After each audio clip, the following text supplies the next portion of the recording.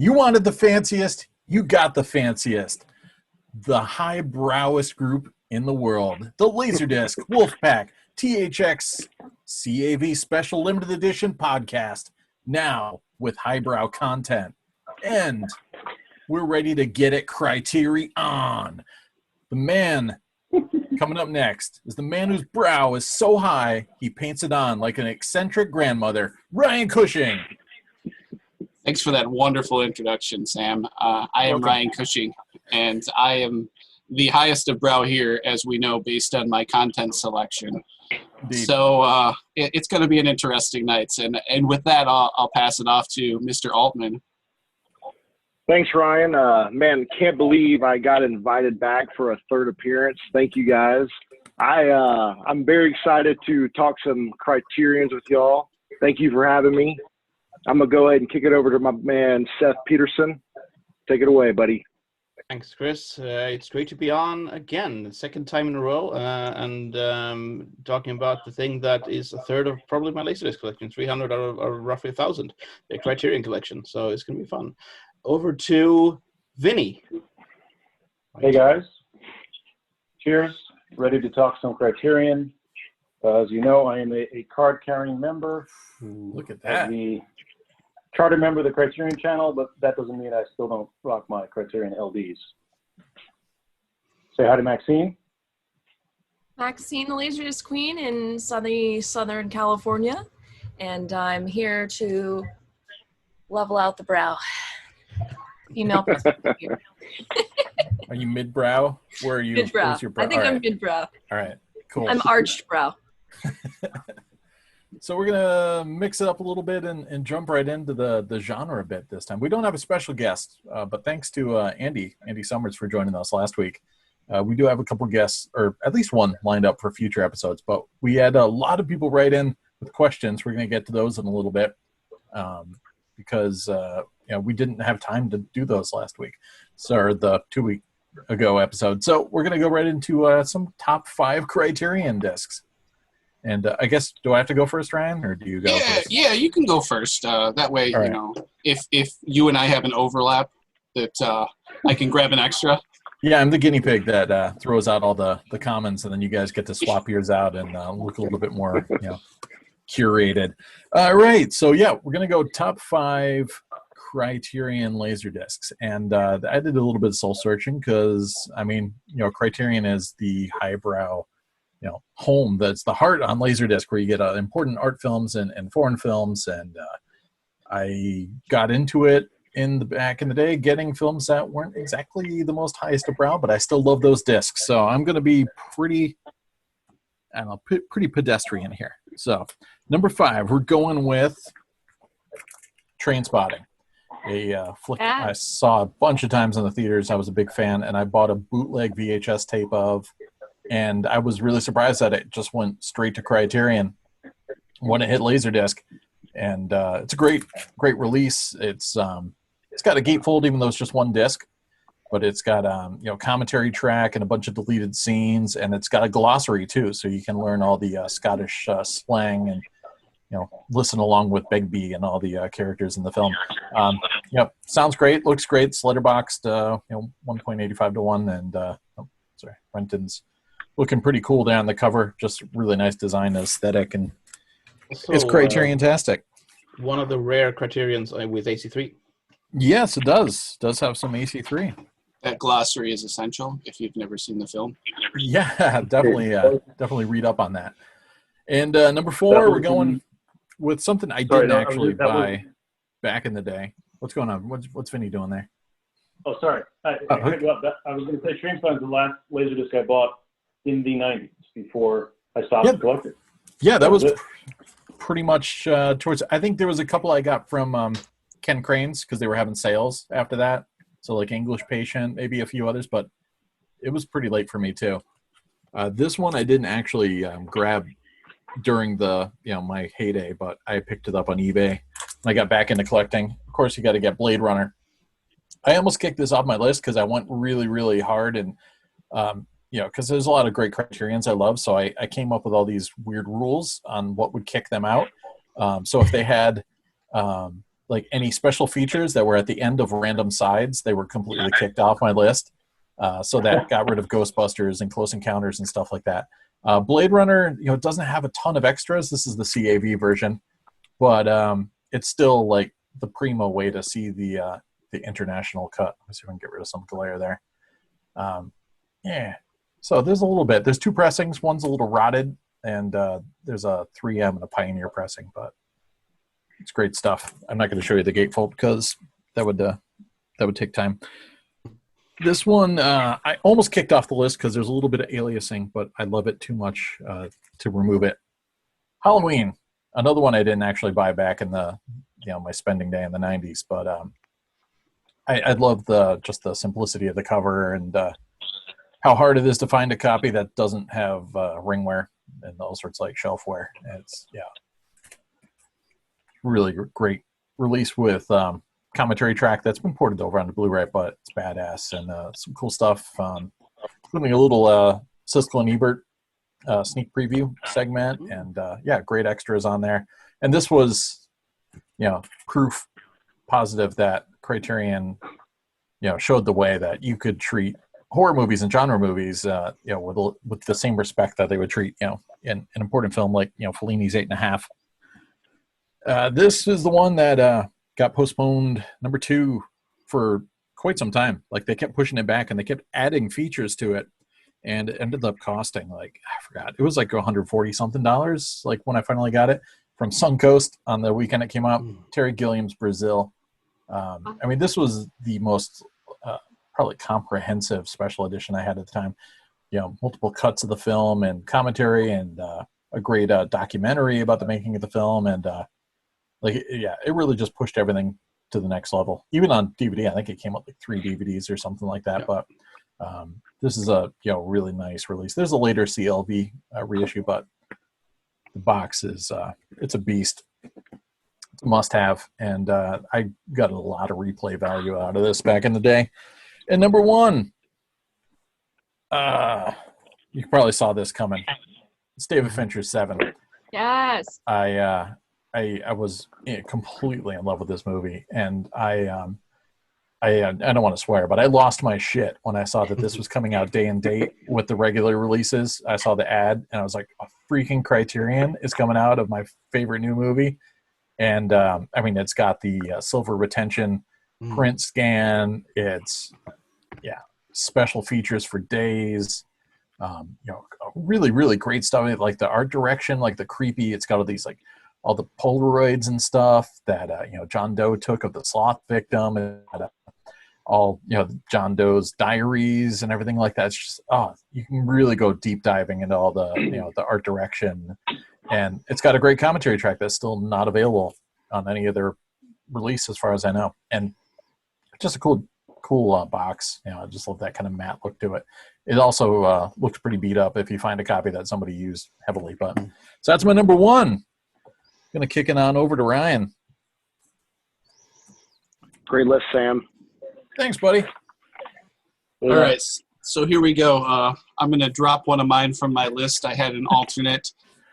Sam used Halloween, and we can talk about that one all day. It's we can. The way to do it, and I think every one of us here, maybe not Adam, really likes that movie. See, yeah.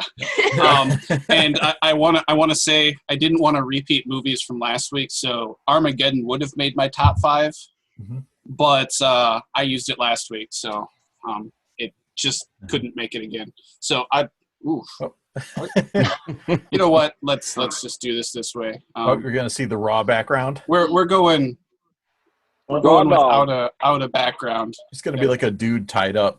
Like with a camp outfit. Pulp Fiction. Yes. Really beautiful box. THX mastered, because that's appropriate for the podcast. And, all of this, it's just, one of those films that is perfect for Criterion. Is that unopened, or did you just kind of stick the hype stickers to it again? I have not opened it yet. I keep meaning to, and the last time I watched Pulp Fiction, I cracked the DTS. So right. I need to get back to it. And that's one of those, it's like you have a Criterion and a DTS, and it's like, man, you have to double dip. And not that I'm opposed. It's just I didn't mean to call you out there. No, it's fine. Number 4, nice. The Princess Bride. The good one. Yeah, this is the hard to find good one. It is phenomenal. I mean, it's got one of the greatest actors of all time, Andre the Giant. Altman. Oh, nice. And they should never remake it. So if you're even thinking about it, don't. I will pick it. I will be one of those people who pick it. Like, it's just too perfect, and everybody loves it. Great film. Super good. Bringing in my alternate, because I had an alternate just in case. Yep. Chasing Amy. FDVD. That's right. Kevin Smith should be in the next round, hopefully, of the Hall of Fame for LaserDiscs. And this is like just a perfect release. We should invite him. I'm sure special guest. He'll be like, we'll have to get Jason Mewes too, because I think they do everything together. And they do. That'll probably be totally worth it. So, but you can't go wrong with Chasing Amy. Moving to number 2, I know Sam poo-pooed it. I did. I love some of the special features, some of the cut scenes and everything. Like, this is just, I think this was late 80s this came out? Yeah. This is just a great release for its time. And, looks really good. I wish they would have come out with one in the late 90s that would have been like slightly updated with like an amazing transfer, but still, this is just, I love this film. It's one of those that's timeless, and I don't care if they reboot it or whatever else. Nothing will compare to the original. So, and then number 1, I feel like I haven't given this actor a lot of love on this podcast, and I should. And you could say it's almost like a Bond movie. It's got to be The Rock. I love Nick Cage and Sean Connery, and they are fantastic together. And this movie, this is another one that double dips because it's got a DTS. But I got to say The Rock. It's my number 1 criterion. And Criterion and Michael Bay and Bruckheimer, they just go hand in hand. Yeah, like sometimes, they just got it right, and this is one of those times. So, all these other, highbrow and great films, well, mine are definitely greater. So, all right. Strong words. I'm going to pass it over to Altman, who's going to take the brow from the gutter back up to where it belongs. I don't know, man. I don't know about that. I don't know. Man, thanks, Ryan. So just real quick, I don't know. I don't know what happened to me probably about a year and a half ago, maybe 2 years ago. Actually, let's say 2 years ago. I had a few criterions, and then I don't know, like one day I decided like I'm going all in. I'm going to go ahead and like hunt all these down. It was a very, very fun adventure. And I'm proud to say I'm like Criterion complete. Who I kick it to next is the guy who actually completed me with a certain disc. So I appreciate it, Seth. But anyway, glad to talk about these. There's a lot of them I haven't seen still. So I'm looking forward to getting into it again or checking out a lot of movies that like I normally would never see. Like Damage. Just like Damage, and just being totally surprised that like, man, a lot of them are really good flicks that I would never even like know about. So I have something to watch. It's cool. And I'm all about trying out all these films. So anyway, I'll quit rambling on about that. So I'm going to start it off with one I saw when I was probably a little bit too young to see, but it was the Hughes brothers debut of nice. Menace to Society. This one's like probably I don't know. It's one of those films, man, that kind of it's always just stuck with me. It's out there. It's but I think based on a lot of facts, and it's a great film, man. Definitely worth it. Let's see. Going to number 4, I'm gonna go with The Night of the Hunter. Nice. Dude, this film right here, man, gets pretty sadistic. There's I don't know, man, different times, and you can see how a guy just twists everybody's minds. This is definitely one that surprisingly will blow your mind. Night of the Hunter, check it out for sure. Going with number 3, you know I got to throw in some Cronenberg action with Dead Ringers. Ooh.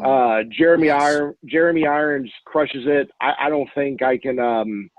Not going to talk too much about this one. I think everybody's probably seen it by now, but it's a cool Cronenberg flick. It's great, man. Definitely check it out. This is the box set, and I also have the CLV edition, which is a little bit harder to find. So I'm glad I was able to get that too.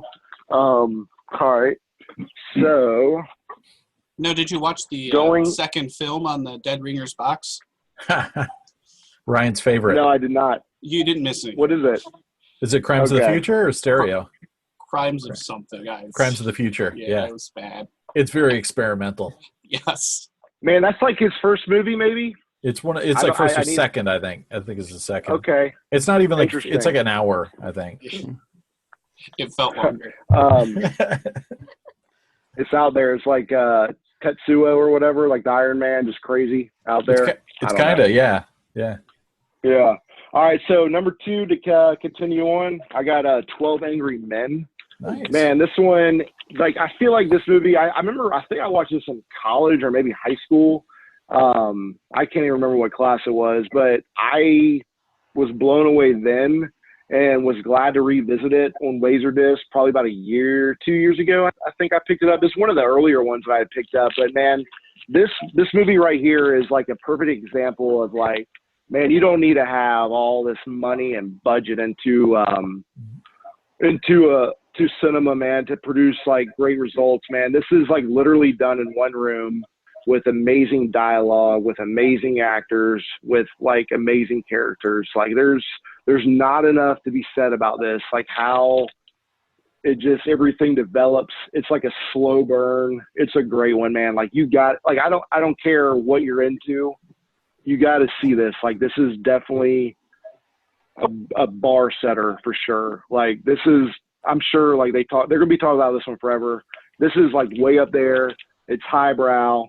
Check it out, Ryan, if you haven't seen it. I was actually looking to see if I have it. You might. It's a good one, man. I don't know if there you go. Maxine's got it. Yeah. I've got it. Nice.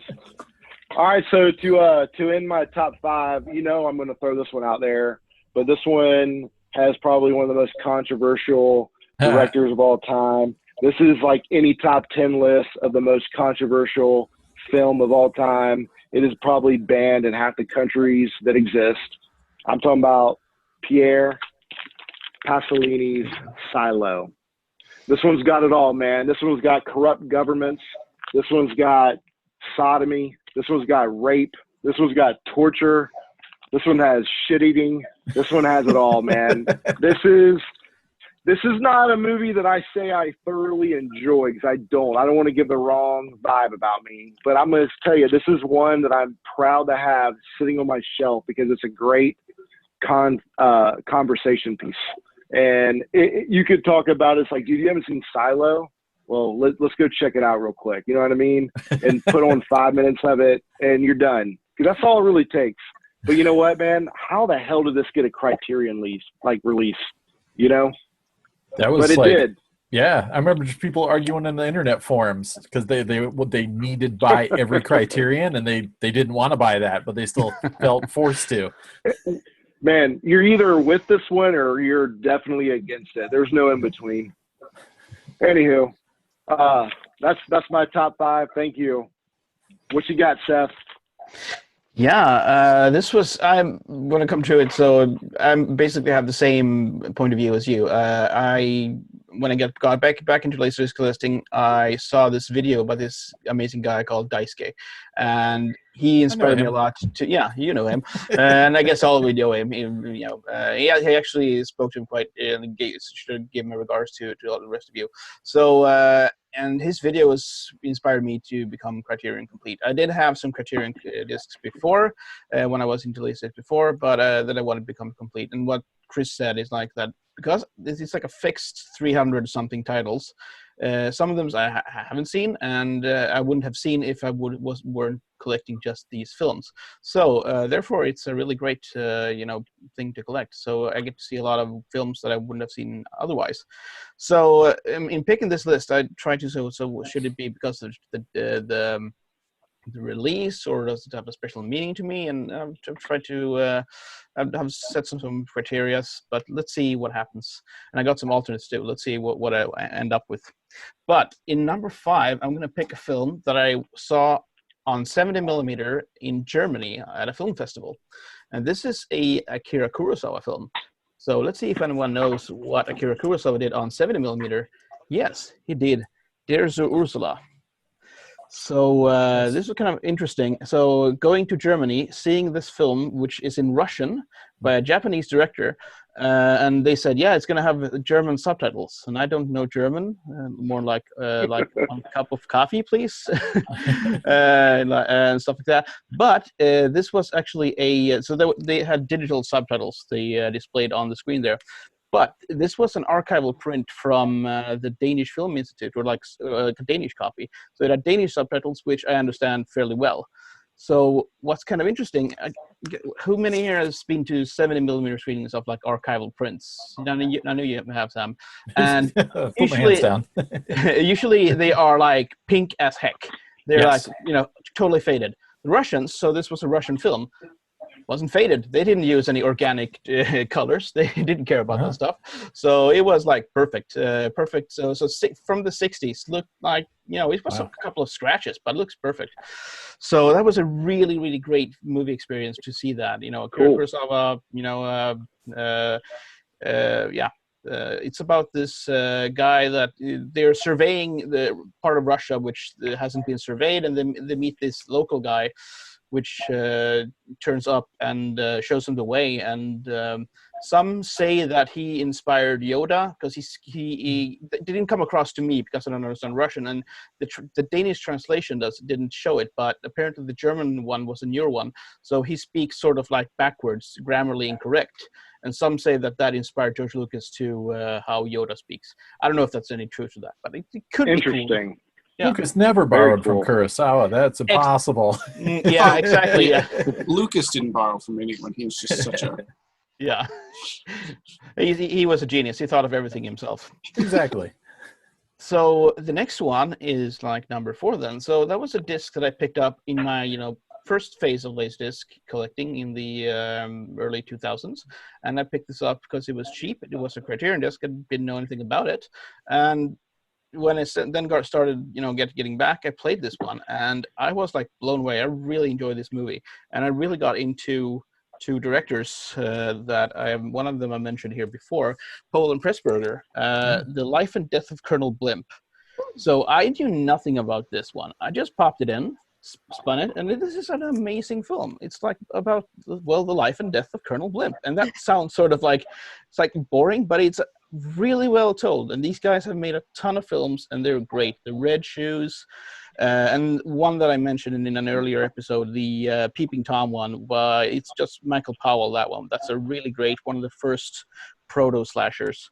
But, I think they were called the company The Archers, but yeah, great film, this one. Lots of cool makeup stuff, and jumping back and forth in time, telling a story that way. So yeah, really recommend that one. So another film I got pretty early, so now we're to number 3, was when I got into DVD, I looked into a film that was out of print on DVD, and you wanted the one with that commentary that was on the Criterion release. And I thought, the Criterion DVD is non-anamorphic, so why don't I just get the laser? And I did get the laser, and it was Spinal Tap. Nice.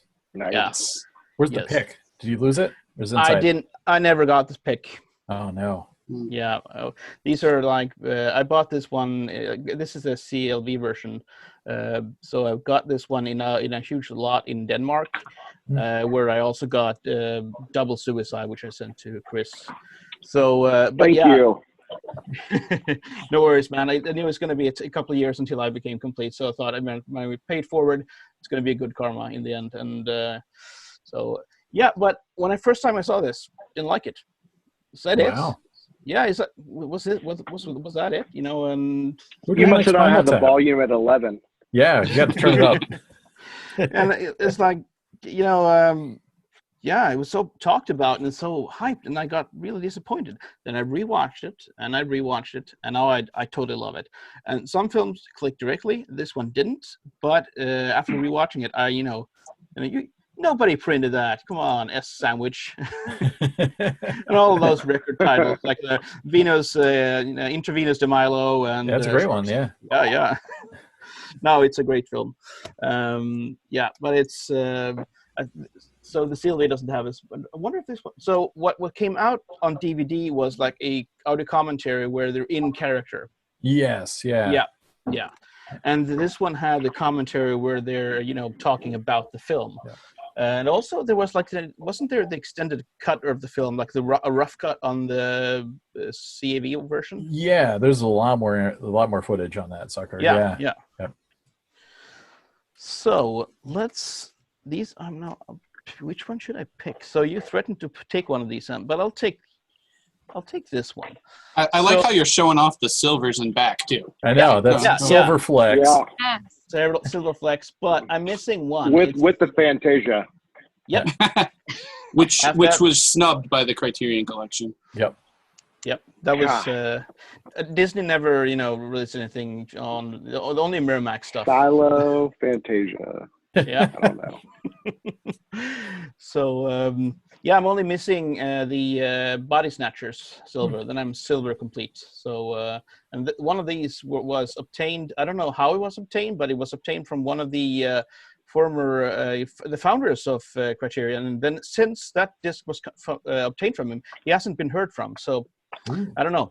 I don't know. I want to say who it was, but he plays some sort of trumpet, I think. No. So I know what this is going to be. This disc here was you have to mention Bergman. I have to be like some sort of patriotic, and there's a couple of great Bergman films. This one I watched on LaserDisc because I had bought it, and I rewatched it with my Bergman box, which is up there. This is Smiles of a Summer Night. Nice. So this one is very, light-hearted as most compared to many of Bergman's films. This is like a comedy. It takes place in like the 17th century or 18th century. 18th century. No, 19th century. So they have cars and stuff. A couple of some intrigues with mistresses and and it reflects how Bergman's life was. He slept with many of the leading ladies, and then he would, dump them and sleep with another leading lady. Next film, he would cast the both of them to get like some sort of natural tension, as he would put it. But this one has like many of his key players that would be in later his films. Harriet Anderson, who received the Academy Award when he won from Through a Looking Glass, Through a Glass Darkly, it's called in English. She is super hot in this one, and check this one out. It's really, really lighthearted and funny. I really enjoyed this. So, how many have I done now? Was that? I can't remember what number that was. I think that was 17. Yeah. There's one left, and I'm gonna do a double one. This film came out during a time when I was, really, at that age when I was getting into movies. Sam has already mentioned it. It's Trainspotting. It's that one. Excellent. And Pulp Fiction came out about the same time, I would say, for like 94, 96, that year when I was like in my early teens, and it blew my mind. It's such a great film. And this was also from my earlier phase of LaserDisc collection. So I got the glossary, and it's got a great transfer and everything.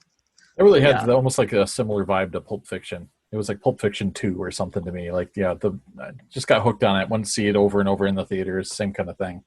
Yeah, I wasn't old enough to see it when it came out. I remember we have the 15.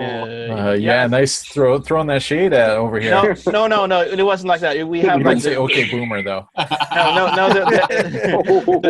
The ratings here are kind of stupid. So even though if you're with a Guardian, you can't go and see something. Get it, yeah. It's changed now, but back then you had to. I was probably like.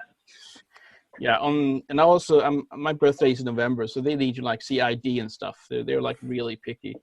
So yeah, I couldn't see it in the theater, and I didn't know what it was. Actually, it's so family friendly though. I'm surprised. Yeah. You know, this one has some poo-poo in it too. You know, it's got that famous breakfast scene with. Yeah. So it could be like a good double feature with Salo. So. Yeah. Okay, over to Vincent in New York, or New Jersey it is actually. New something. New Amsterdam. Yes. So we might have a double. I got to say, so far, I think I have most of everything I've seen, and I even agreed with all of Ryan's picks, which is pretty phenomenal, except Chasing Amy, which I never got. Yeah, I'm kind of on the, I'm in the middle on that one. Probably worth it for the commentary on. Yeah. So, like Sam, I mean, Criterion is basically why I got into LaserDisc. So I bought my first disc was a Voyager disc, the 3 by Scorsese. Didn't even have a player yet. And then when I got a player, my first disc, of course, was Taxi Driver, CAV, with Scorsese commentary, which at the time was just the fact that you could put this in and listen to him talk about the movie he made was astounding. So this is CAV. It's got storyboard. It's got the commentary. Has the isolated music track, the amazing Bernard Herrmann score. There's a bunch of different versions of this cover from Criterion. I think there's like maybe 2 or 3 you guys would know because you have. I think there's like 4. I think there's like CLB, CAV, but different art. Yeah. There was a Phantom 5th listed on LDDB, but apparently they confirmed like it doesn't exist. But like, there's 4 of them. Yeah. It's crazy. Very cool. So that was an easy one for me. Another one, the most expensive disc I ever bought was the Killer, CAV. Excellent. Nice. 3 disc, trifold. I'd open it up, but I had this one signed from John Woo. So I stupidly cut out the middle panel. He signed the inside, middle panel. So I've got that framed. I'll show that some other time. But, you know, this was a movie I had seen dozens of times on bootleg VHS. I'm sure we all would chase those back in the day. So the fact that Criterion, the fact that anyone even outside of our, you know, friends knew the movie existed was remarkable. But the fact that Criterion was going to put it out and you could stop watching your bootleg VHS was amazing. And it's one of the greatest covers, period. Yeah. That's an amazing cover. So this is a must-have for any true collector, I think. Let's do the first. Is this the first or second double? Sorry, with Seth. The pick. Yes. With the pink Nice. pick. This is the CAV commentary track, the whole bit. Very nice. It gets none more black than this. I don't know if I had this before the other, but I had this as a Voyager CD-ROM. This is Spinal Tap, which there's your Macintosh and Windows user guide. Wow. Had a catalog in there. A whole bunch of stuff, and it was the movie on a CD-ROM with some cool extras. And I might have had this before the LaserDisc. Weird. It's pretty amazing. You need 8 megabytes of RAM to watch it. It's not happening. Yeah. Of course, the reason I'm wearing this shirt, we all know, Do the Right Thing. Another great trifold. This one I actually don't have a sleeve on, so I will open it. There's Sal's famous right there. So pretty amazing. You know, this is just what you cannot get on DVD as far as you know, the packaging. And this is one I don't think I actually bought at the time. I had the DVD before I had this, but I had to add it to the collection.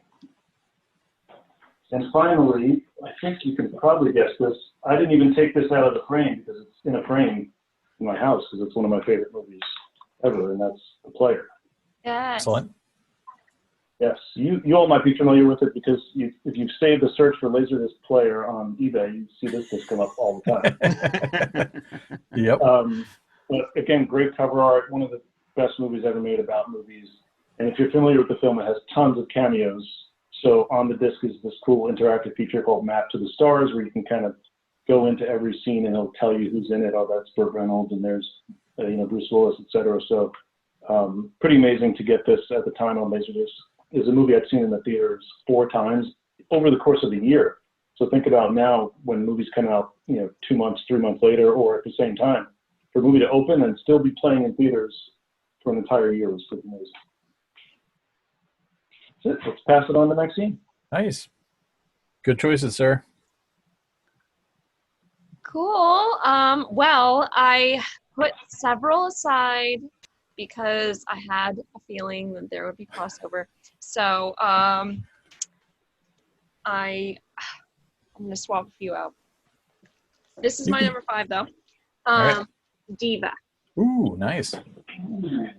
This one I really enjoyed. It is pretty unique. I feel like in a lot of the set and like the places where the different characters live, like the main character Jules, he lives in this kind of like old, like it used to be like a garage for cars, and so all these murals are painted on the walls, and there's like the headlights are actual real lights, and it's really like artsy and interesting, and he's just like really infatuated with this opera singer, and it's kind of like a little bit of a love story-ish, but it's a little detective story also. It's pretty unique, and I feel like this one kind of doesn't get as much love sometimes. And this is when I actually saw the non-Criterion, and then I ended up watching this relatively recently to see what the Criterion was all about. And it's a good one. It's really good. Nice. This one I was also a little surprised this one didn't come up. Blowout. That was close for me. I loved this. Yeah. This is so bizarre and interesting, and like another one where the set and the outfits, oh my gosh, it's very fashion, it's very mod, it's very depicting London in the 60s. I'm pretty sure it's 1966. But there's like a whole performance where it's the Yardbirds with Jimmy Page and Jeff Beck, and they're in the band, and they're doing like this. It's just like a really random scene that I feel like they just put in for the sake of like having them be in it, but it's really funny. Like Jeff Beck's amp is like messing up, like it's making like a crackling noise, and he just starts smacking it with his headstock of his guitar, and because he's mad about it, and then it's just like it's not doing anything better, and so he just smashes the guitar and then just throws the neck into the crowd, and like, oh, the crowd too was like so stiff like statues, and there was nobody dancing, and the music was totally danceable. There was no reason why no one was dancing. It's just like a lot of little things in this film, but like it's very unique. There's a lot of really great cars and driving scenes, and I really liked how this was shot. But yeah, this is a good one, and I liked this actually has all of like the stills of like from all the photos that he was taking in the film, because it's about a photographer, but all the photos that he's taking in the film, you can see the actual stills of those at the end in the little special features. Good choice. Okay, so unfortunately I had 2. So, and then my backups were even taken, so I'm gonna go with polyester. Nice. Because I mean, what Criterion collection would be complete without having Scratch and Sniff? You still have it? You have the Scratch and Sniff? Yeah, that's in here. Of course, I'll show that because I know this is typically missing the little odorama. Yeah, there you go. And they all still smell, good or bad, depending. But this is just such an interesting film too. I really enjoyed that one. So that was not a hard backup to have.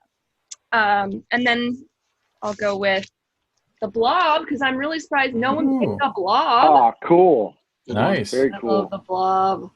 And I love the song at the beginning. I love that. But yeah, Steve McQueen and just cheesy 80s-ish. Well, not 80s, the remake, 50s. but 50s. I'm sorry. They did, there was that 80s I'm remake. picturing the 80s one in my head, but I know it's Steve McQueen.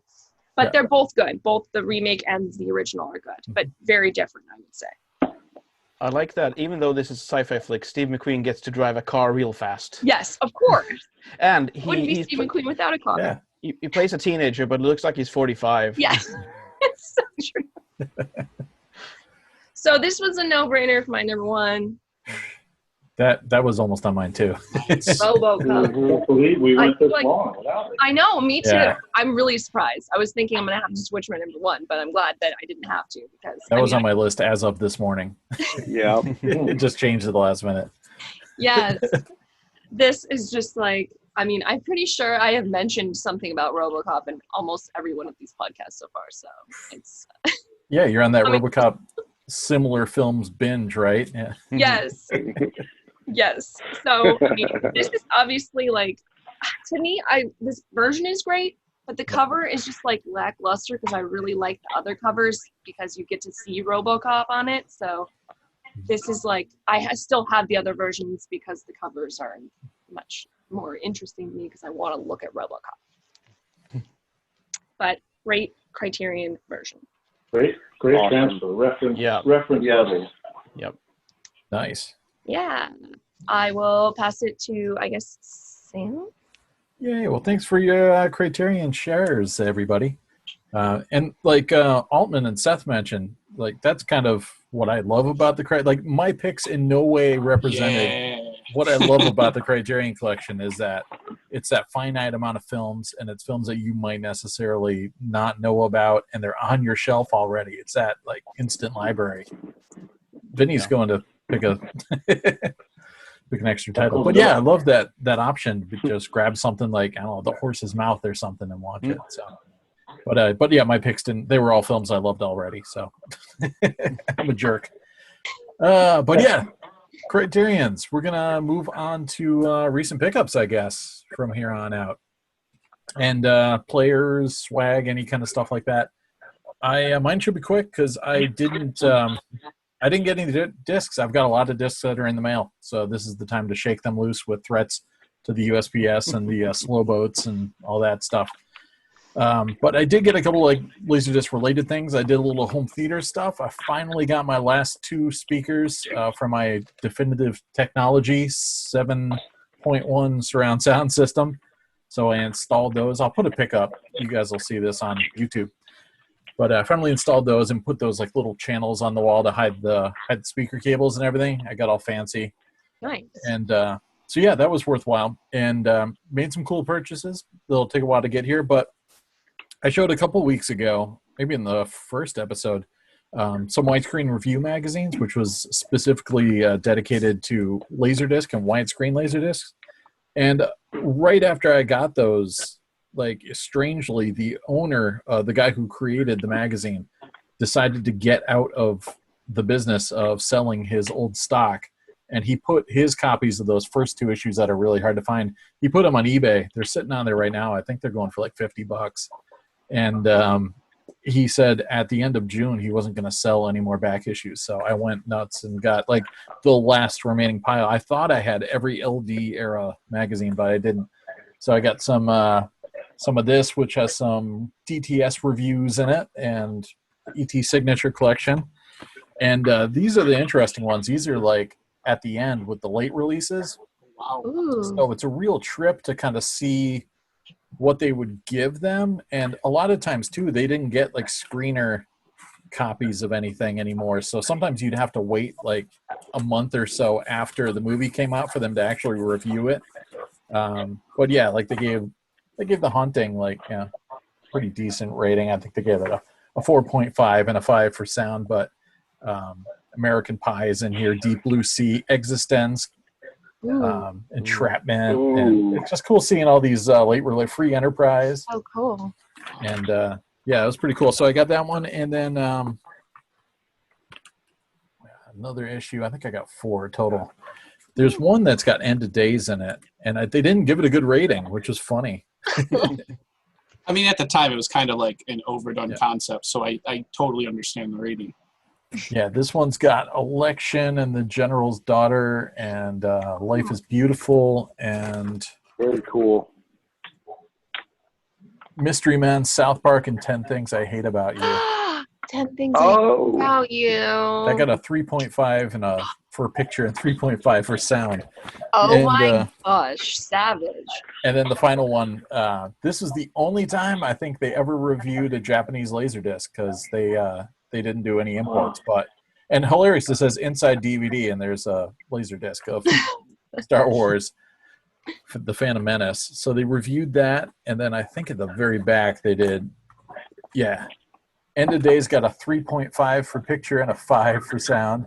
And The Bone Collector and For Love of the Game. So as far as I know, this is the final issue that had any LaserDisc reviews in it. So I was psyched to get those, but no actual new LDs, sadly. So I'm going to pass it on to my...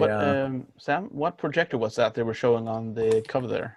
This was it's actually a Sony LCD. Let's see. Hold on. The VPL or something like that, right? Or... Oh, yeah. I'm sure it's a... VPL or H or something. Where is it? Stuart Little's coming out on DVD, so get ready for that. The Sony VPL VW10HT LCD projector. Yeah, that was the bee's knees when I started getting into home theater. That was like, oh man, 1080i. Yeah, that's where it's at. How much does it have trying to see if it has MSRP on here. $6,990. So yeah, not too bad. Or $120 on eBay now. Oh, can you imagine how cheap those must be? I should look tonight. Maybe I'll try and put a screen cap of if I can find one on eBay. There's one on eBay right now. So yeah, let's get it. So yeah, that's my pickups. They're LD related, but we'll have to wait for the next one before I get some more proper discs. What do you got, Ryan? So first and foremost, I got this sweet T-shirt in the mail. Oh, I was supposed to wear my shirt. Man. Oh man! So for those of you who snoozed on the pre-order, they're legit. And people were saying, "Oh, Gildan doesn't make good soft shirts." This is a nice soft shirt. So they're really nice shirts. They're not scratchy or hard or feel like they're like a $2 T-shirt. They're legit. So if you're on the fence, go for it. Moving to actual LaserDisc pickups, it's been a little slow for me. I've been having problems getting boxes packed in Japan. Like, I can get stuff, but then it just sits and sits and sits, and it doesn't even ship. I can't even get it shipped. But finally, it's starting to break, but there wasn't too much. But I got some cool stuff domestically. This one's going to be I don't know what's going on. Hang on just a second. I'm done with the I'm guessing that Don't take away Hogan. There was like a Windows update or something, because all of a sudden that started happening. Like, I couldn't hold anything in front of my virtual background. It's going to be hard to see. I don't know if you guys can see it. It looks like a 12-inch like techno single or something. Hang on. Let's see if we can pull this off. There it is. It says "Nobody Beats the Wiz." Oh, is it some sort of in-store? So this is an in-store disc from Nobody Beats the Wiz, and I got it from Trevor. And it's single-sided. The other side is just a blank Pioneer side, I believe. Whoa. And it's exactly 60 minutes, so it was made to just play nonstop for every hour. And it's from 1995, August of 95. Wow. And not only does it have some pretty terrible music videos, but it's got UPN commercials on it. So if you remember the UPN, there's a Star Trek Voyager for season 2 commercial on here, and there were some other UPN shows, and I had forgotten they existed, because if you remember the early launch of UPN, the lineup, they were really scraping for shows. It was like Sci-Fi Plus or something. Like, it was bad, but it was also kind of interesting to see. So it's got advertisements for the store and things coming to the store. And then it's got the TV shows and some music videos. And then, so really, really cool hour-long disc. And Trevor was holding out, but I was able to get one off of him. So I added that one to LDDB because that's our job. And so that's the why only he's one not here, right? Did you kill him for it? Let's not talk about that. All right, I'll cut this out. I promise. It's fine. They're not going to find me. I'm not in Illinois. It's okay. Next one. I haven't seen this yet, but it's a Burt Reynolds horror. I'll put that in quotes. Movie, Frankenstein and Me. It just looked amazing, so I picked it up. I'm Who's sure. Burt play? I Play the think he just monster? plays Burt Reynolds. I don't know. Like, I have no idea what to expect. I saw it and I'm like, wait, Burt Reynolds is in a Frankenstein movie? It looks like it might be like a family movie. I don't know. Man. It has to be good, right? You just leveled up. You got like hipster Yeah. LD level up. Boing! You just got like 10 extra stat points. And then I finally got the last piece of the puzzle. Widescreen. Nice. So I had the pan and scan, and I'm like, man, I gotta find a widescreen. And sure Like enough, Misery. yeah, exactly. You know that's on widescreen, right? Peter's got it. What? I finally got Leatherface, so I've now completed my Texas Chainsaw Massacre LaserDisc collection. I don't think there's anything else out there. I don't have any oddities that I know of, so that's really nice to have, and those are wholesome entertainment as well. So Yeah. Good family film. The kids love it. like Frankenstein and Me. Mhm. I also hit some Broterians Yes. hits. So With a Z. yes, that's how you know it's good. Elliot Gould? Yeah. Karen Yeah. Black? Yeah, That's how you know it's good. And Cuba Gooding Jr. I have no idea, but it looked amazing, and it's from Vidmark Entertainment, and they were known for their curated content. Yeah. So, Brian, can you read the tagline for us? of course. That's probably your favorite part. Ain't no justice. It's just us. Ah, okay. Whoa. Ooh. Like whoever wrote that, That's a good one. I'm sure they're still in It's like play. Rain and Blood. Yeah. Didn't MOD have a like there's no justice, there's just me or something? There's some thrash lyrics that are like that. Now this one, the tagline, I'll start with the tagline and let's see if you guys can guess what it is or who at least the actor or actress is. Actress in this case. She is the ultimate weapon. Ooh, Cynthia Rothrock. Cynthia. Yes. China O'Brien. I've been looking for this one. Wow. And I as soon as I saw one pop up, I got it from Greg down in Florida. And yes, I can't wait to spin this. This is one of those that you know that she's going to intimidate the hell out of everyone, and there are going to be bodies on the ground, and you're just going to enjoy every bit of it. I'm sure that Vinny's got the DVD. Oh, for sure. Yeah. I'm just wondering if there's a guy named O'Brien who is a fan and named his daughter China. I'm sure there is. There's Yeah, probably multiple. You'll have to look. It came out in like 91, 92. The name China probably spiked. Now here's another one with a Especially great with O'Brien. tagline: "Good cop, bad cop, dead cop." Cop out. Wow. Yeah. Starring Guy and Guy. They're guys on the cover, and Where do you find these, man? I dig, man. Like you gotta. I'm not even gonna look at the back. There's a disc, so I'm not gonna show it to you. You should not. This falls in the Vincent design category. You've Looks like got a bootleg. You've got a second like tagline here, so you got a tagline and a tagline and a title, but no like actors. information. Yeah, No actors. you don't need actors That's when you've got Frank two taglines. Floating heads. I think that's Frank Stallone. It's okay. I just looked it up and I don't recognize. David Buff, Frank Stallone. Catherine Luster, Oh yeah. Dan Ranger. Is it a porno? Because they sound very porno name-ish. It is not. It's Image Entertainment, so it's the official label of Broterion from AIP Studios. Dan Ranger. Oh yeah. Yeah. So again, that can't be bad. It's got all of the markers of just pure bliss. Keeping in that vein, Karate Cop. Yes. It's got David Carradine. Yeah. Gosh. Yeah. Martial law at its most lethal. obviously. We'll keep rolling. That's my favorite Ron Mancini film. Did he say he didn't have many pickups? I know, right? I didn't have many like imports. I still the domestic was He rolling says for me. 1,000. South Beach with Gary Busey and Vanity and Fred Williamson. Dude, So I love everything about all of this. Like, where do you pull these things out? Like, so these are like the rarest of the rare. So Peter made the joke about Fred Williamson, so I looked up a few of his flicks. And this came up, and there was a sealed one for like $13.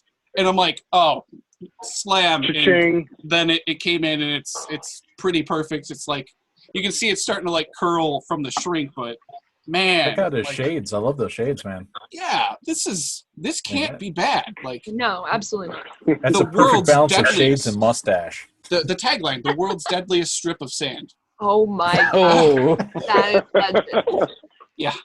Where's it set? Which strip of sand is it? Is it like Miami or? It's South Beach. Vegas? South Beach. Yeah. I mean, I'm assuming they mean in Florida, but it could be any South Beach so that they don't get sued by somebody.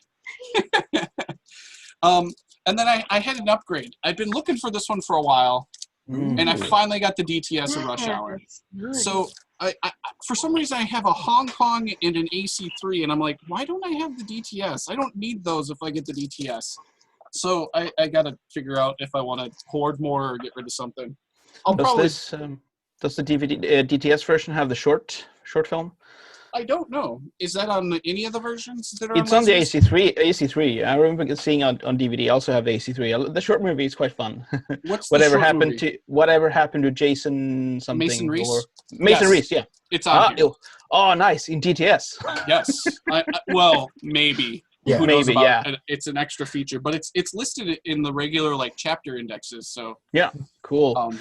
But I'll have to report back on the special film. But yeah, I don't know why I had everything, but maybe I just hadn't found one and didn't want to pay for it. But I bit the bullet a little bit. And then this is the one that I was talking to everyone about. I'd been looking for this, and it's Graveyard Shift 2, the understudy, and I ordered it from this person on eBay, and like I'd been waiting. They kept having it in auction, and nobody was bidding. So they kept dropping the price, and then finally they only dropped it like 40 cents. And I'm like, okay, $12 free shipping, whatever. They shipped it FedEx, like FedEx across the country. Like they had to have made like 30 cents off of this. Oh my god. So yeah, kudos to the seller because it was packed well, obviously, and shipped FedEx. But like, what? So that was really good. And I got this based on Bill's recommendation. This is the Wolfpack podcast privilege. So, I hate to say this, and I'm probably not the only one, but I'm if something catches my eyes, I'm looking it up, while this is happening. And that one, it'd been on my list, and finally I saw one for really cheap, and I just grabbed it. So, no idea. I know that it comes highly recommended. And so, yeah, I just grabbed it. And got a couple more. I did get one box from Japan. It was not the box I was hoping for, but I got a couple cool things. Oh, nice! Yay! And this apparently is a different cut or version than the U.S. release. Like the transfer is different. So I've never seen it, but it's like an animated rock and roll movie. So yeah, man, super cool. Can't go wrong. Couple more. Nothing too crazy because, like I said, the last podcast, I can't keep this up. That's what she said. Oh, wait, that's what he said. You can. Yeah. You can do Thunder. it. I don't know if this is a feature film or what, but it's got Metallica in it. So Midnight Oil. Pixies and yeah. So I don't know, and I think it's like it might even be like some kind of like surfing based movie because like you see some people surfing and they're Surfing advertising for Endless Summer on here, so like I'm assuming it's like one of those like surfing like oh yeah, totally with metal and stuff in the background. Yeah So I'm gonna have to watch this and report back. That's cool. Wow. But it says music by Electra Entertainment Artists, so there maybe the label was like we'll produce this movie if we get to do the soundtrack and make some money off of it. Is there some metal church on there? Hope so. Oh my God. Should be. Flotsam and Jetsam? No. Electra. Nope. Sorry. Julio no, Iglesias? Anvil, possibly. Nope. Maybe. I mean, maybe not all of them are on the cover, but I have no idea. I saw it and I'm like, okay, I'm gonna bid on this, and nobody bid. Like, I don't get it sometimes. Good move. Yeah. Does anyone want to watch a snuff film with me? Interesting cover, man. That's pretty bright. Yeah, it's. I mean, it's very basic. It just says snuff on the cover and then has the Opie. I mean, And it's kind of rare and kind of ridiculous film. I don't know how many of you have seen it, but it's definitely out there. It's no sweet movie, which I know Altman's a fan of, but it's definitely something else. Criterion release, by the way. Yeah, Criterion definitely. of snuff, yeah. Yeah. And then last but not least, I got a nice little Japanese wizard. Wow, that's awesome. This dude, like I didn't get much in the mail, but look, I got all this I know, bread. right? And he said like I got 2 left for like the last 12. We he's got more. at my Slater. Oh my gosh. Yeah, so I've been wanting this cover because it blows the U.S. cover out of the water. I think it's designed better. It just it really showcases the movie a lot better. And Border's cool. Yeah, so maybe because the Blu-ray came out, people don't want it as much. I don't know, but I had like minimal competition for it, and I don't know. I think that like the Japanese market, like people want like late releases, and they don't look at all the other cool stuff now because they're focused on like 1 or 2 years worth of discs. Sure. And so like the cooler stuff keeps slipping through the cracks because there's no one looking for it, and I've just been having so much fun finding that kind of stuff. So, all right. Keep rolling with it. Yeah. Next time I'll have something a little cooler. This was a little bit of a letdown. So. What? Yeah. Are you serious? What a dick. Yes, for sure. All right. I'm going to pass off to Altman, who's probably got cooler stuff than that. Whatever. Like, how am I going to follow up that? I'm going to be a letdown. You know what I mean? All right. So I did get some stuff, and I think what helped, I was on vacation and came home to like just boxes of awesome stuff. So anyway, I'm going to start out with, what's that? Boxes forever. Yeah. Shout out. Who cares what's inside, right? So aside from that chick from Frozen, Cushing sent me a couple other discs. Ilsa, if anybody gets that. We'll keep that off the podcast. That's not even a real. Yeah. But so Cushing sent me a couple other discs that I'm grateful for, and one's Terror of the Opera. Oh, nice. Yes. Yeah, man. Glad to scoop that one up. I love the art on that cover. Like that cover looks great. It's great. Dude, yeah, man. Like, and plus, like, just the needles through the eyes. Yeah, it's nasty. Like, oh yeah, very, very Italian. Yep. If you will. Should have gotten a Criterion release. So probably I'm definitely jumping the gun here, but my biggest pickup was Doomsday News Volume 2. This one's got not only does this one have the German legends of Creator, they also have the Swedish Celtic Frost. They're Swiss. Like 2 legends here. Yeah, man. So anyway, with a beautiful Obi. Thank you. Forever in a debt to you, Mr. Cushing. You're my hero. That's sick. Behind the scenes, he was bleeding for a while. It was a protracted. Like I didn't want to let it go, but I knew it went to a even better home. So I asked him like 9 times at least, and he finally gave in. So if you just keep asking, like no. I have my limits, but you know what I mean? I knew where it was going, so it was going to be showcased. So that's even better. Anyway, thank you, man. Very appreciative. That's like I was saying earlier, man. That one's up there with my Wasp. Like, glad to have it. Thank you, brother. Absolutely. Anyway, I actually had some pretty cool stuff come in while I was gone, but I think I had mentioned before, like I'd picked up the sequels to Extro that I haven't seen, but I did end up getting the first one finally. Yes. That's awesome. Sweet. Yeah, man, got that one. It's a weird ass movie. Yeah, I haven't seen it, man. I'm looking forward to seeing it. Like a lot of these movies, I've actually have never seen. So, well, I've seen half of them.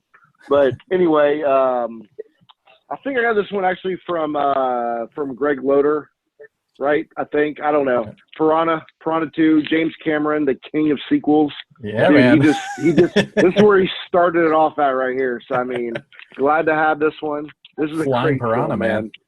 Dude, they fly, man. I mean, Yeah. Genius. Choice. So I did get a Kobos package as well. So I had to get a Japanese edition of Jaws. I'm sure there's a few of these, but that's I sexy. think I'm diving good into the Jaws stuff, man. Hence the shirt today. I still need a few, obviously, but dude, I mean, I think we were talking about this earlier. This is another one like Jurassic Park, man. You can literally watch it any time of the year, anytime with your family, with whoever.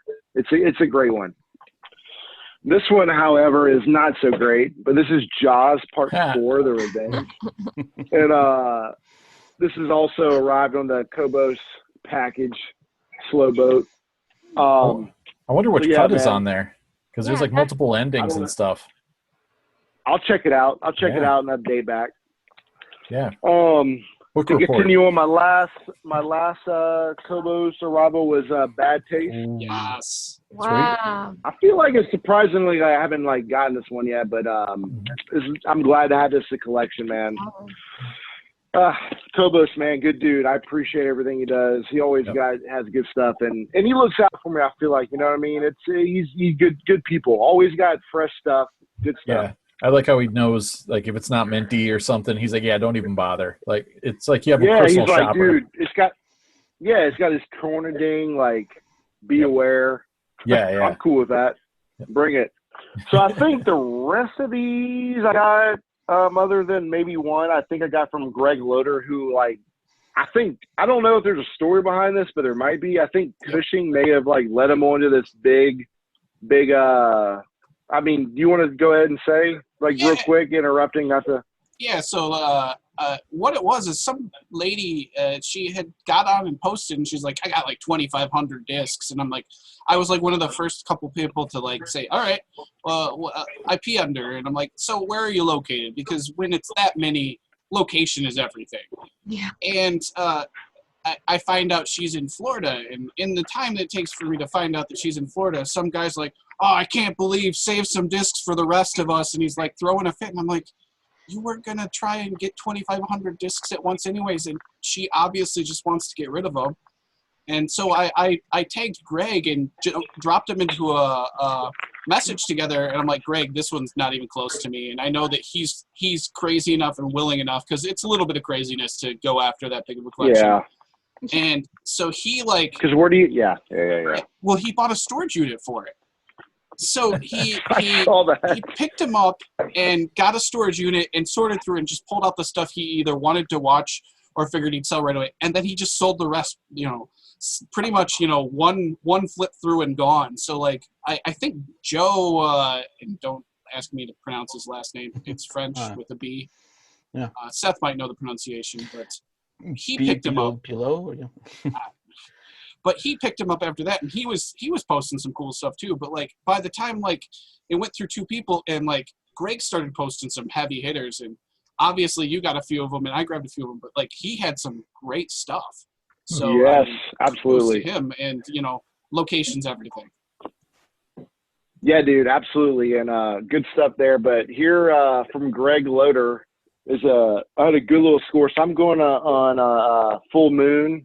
Little endeavor here, and I picked up Trancers 4. Yes. Nice. Yeah, man, that's a good one. It's tough to find too. Yeah, it is. Yeah, I just need Trancers 5, and I think I'm done there. Yeah. Here's one that's like, dude, I don't know how this one got snuffed out for a Criterion release, but Witchcraft 2 certainly deserved one. The Temptress, like, I mean, look at this one. We got The Ultimate Evil Continues, only one tagline. Maybe they should have gone with 2, and they could have got a Criterion release. Well, there's 8 of them on LaserDisc, so I don't think Criterion wanted to venture into an 8-movie box set. I think is the real hesitation. Yeah. That makes sense. That's a lot of yeah, that makes sense. Continue on. I got Netherworld, another full moon. That's an interesting title. I've not seen this one. I like the cover. Yeah, it's the cool. cover. The cover is a little more exciting than maybe film it. Okay. Well, good to know. I'll still check it out. Yeah, no, it's worth it. It's worth it. Continuing on, I got Dr. Mordred. Yes. Another one. So yeah, man. Greg hooked it up. Also got Shrunken Heads. Yes. I think you got that from me. I did, didn't I? What else did I get for you? I got something else for you. I got a bunch of stuff. Me. Did I? Oh, man. Yeah.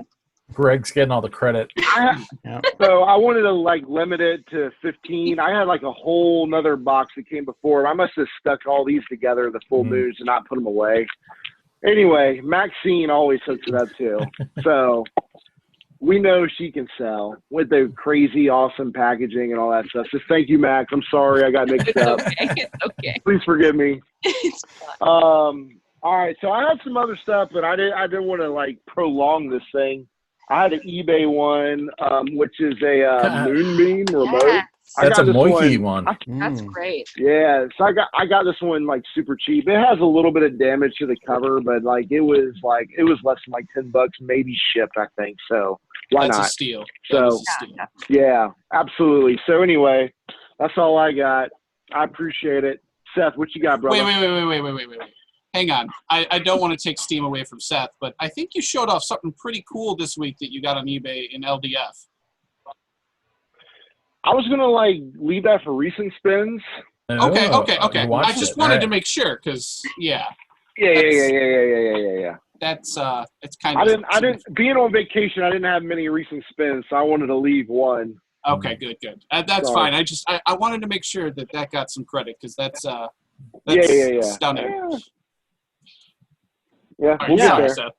Yeah, no worries. I'm gonna be quick here. So everybody remembers the whole postal incident, and before I got that soaking wet package, I bought one of the discs that was in that wet package that I didn't know was in that wet package. So I double dipped, and now I got a replacement. So let's see if I can find my disc. Yeah, here it is. So can you say wet package again? Oh, wet package. Was it moist? Yes, it was moist, very moist. Sorry, everyone watching. Is that what you Americans call an innuendo? Yeah, a double intender. Double intender. Okay. So about this probably has some dirty jokes in it. Raw. Oh, nice. Yeah. Ooh. That's from the United Kingdom. This one got pretty bad water damage, and I knew what was coming in, so I didn't pay much attention to fixing the one that I had. This one is pretty decent condition. So yeah. So now I have this. Got Delirious quite a while back, so now I have this one. So this one I don't see Raw as much. Delirious is always around, but I don't see that one as much. Yeah. I think it's in pan and scan because this was shot on film. So yeah, just for or it could be open matte. Who knows? And speaking of a film that wasn't in the Criterion collection when it came out on Listeners, but it's on now on Blu-ray and stuff, Ethan Hawke and the lovely Julie Delphi. Nice. Not a very cool cover, to be honest. I really see that on LD. Huh. Yeah, I really like the film. Whatever, that cover's sick, dude. Yeah. That movie rocks too. Classic comedy look. What are you gonna say? What did you say, Maxine? Oh, looks like a classic romance there. Yeah. No, it's a great film, and I watched it on DVD many years ago, and and then I've seen the sequels, which are equally as good. So, and there's a small sort of reunion in the the rotoscope film he did, not the Darkly Scanner, but yeah. Waking Life, yeah, that's the one. So, Castle Rock Entertainment, yeah, cool. Oh, this is a Columbia. One of this could be a Rada or something. Yeah, check it out. It's DADC. So. Is it Sony? Pull up, check out those mint marks. DADC. DADC, yeah, okay. Well, at least I got it for the fantastic cover. Yeah, well, that was it. Yeah, I'll frame it. That was it for me. So over to... don't forget, there was something important, an update about the package. Oh, yeah, there was. So there was this thing. I had this, huge unshaped thing that used to be a box. It was standing in, close to my, front door. All of a sudden, my wife, got, sick of having to tread over it. So she was like going nuts with like a knife and cutting into pieces. And all of a sudden she feels something heavy. And what's in there? The missing Butterfingers. So I thought those Butterfingers fell out, when that box was all mashed up. And that big moist box was very, the wet package. So there was another package, quite big package within that package. So of Butterfingers, and so I've been munching Butterfingers all week. Excellent. Yeah, they were the big ones. Seth, did you say there was a big package in the moist box? Yes. Yes. There was a happy ending in the moist package. I'm glad. Yeah, yes, the moist yes, box. Yes, there was. Yeah, and I was eating them. Like, if you have seen the film Private Parts, the kielbasa scene, that was kind of like I was doing with one of the Butterfingers. Nice. No, I wasn't. What a great climax to that story.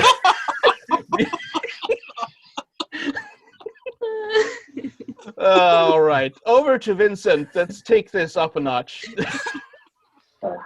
Well, I have to go now. No. He's about to give us detention. So, I you know me, I have a limit, right? So I'm not buying a lot, but I actually picked up a bunch of stuff in the past few weeks, really just for this, because I'm not going to watch them. So this was oddly timed. I didn't know we were doing the Criterion theme podcast, but I got this in the mail.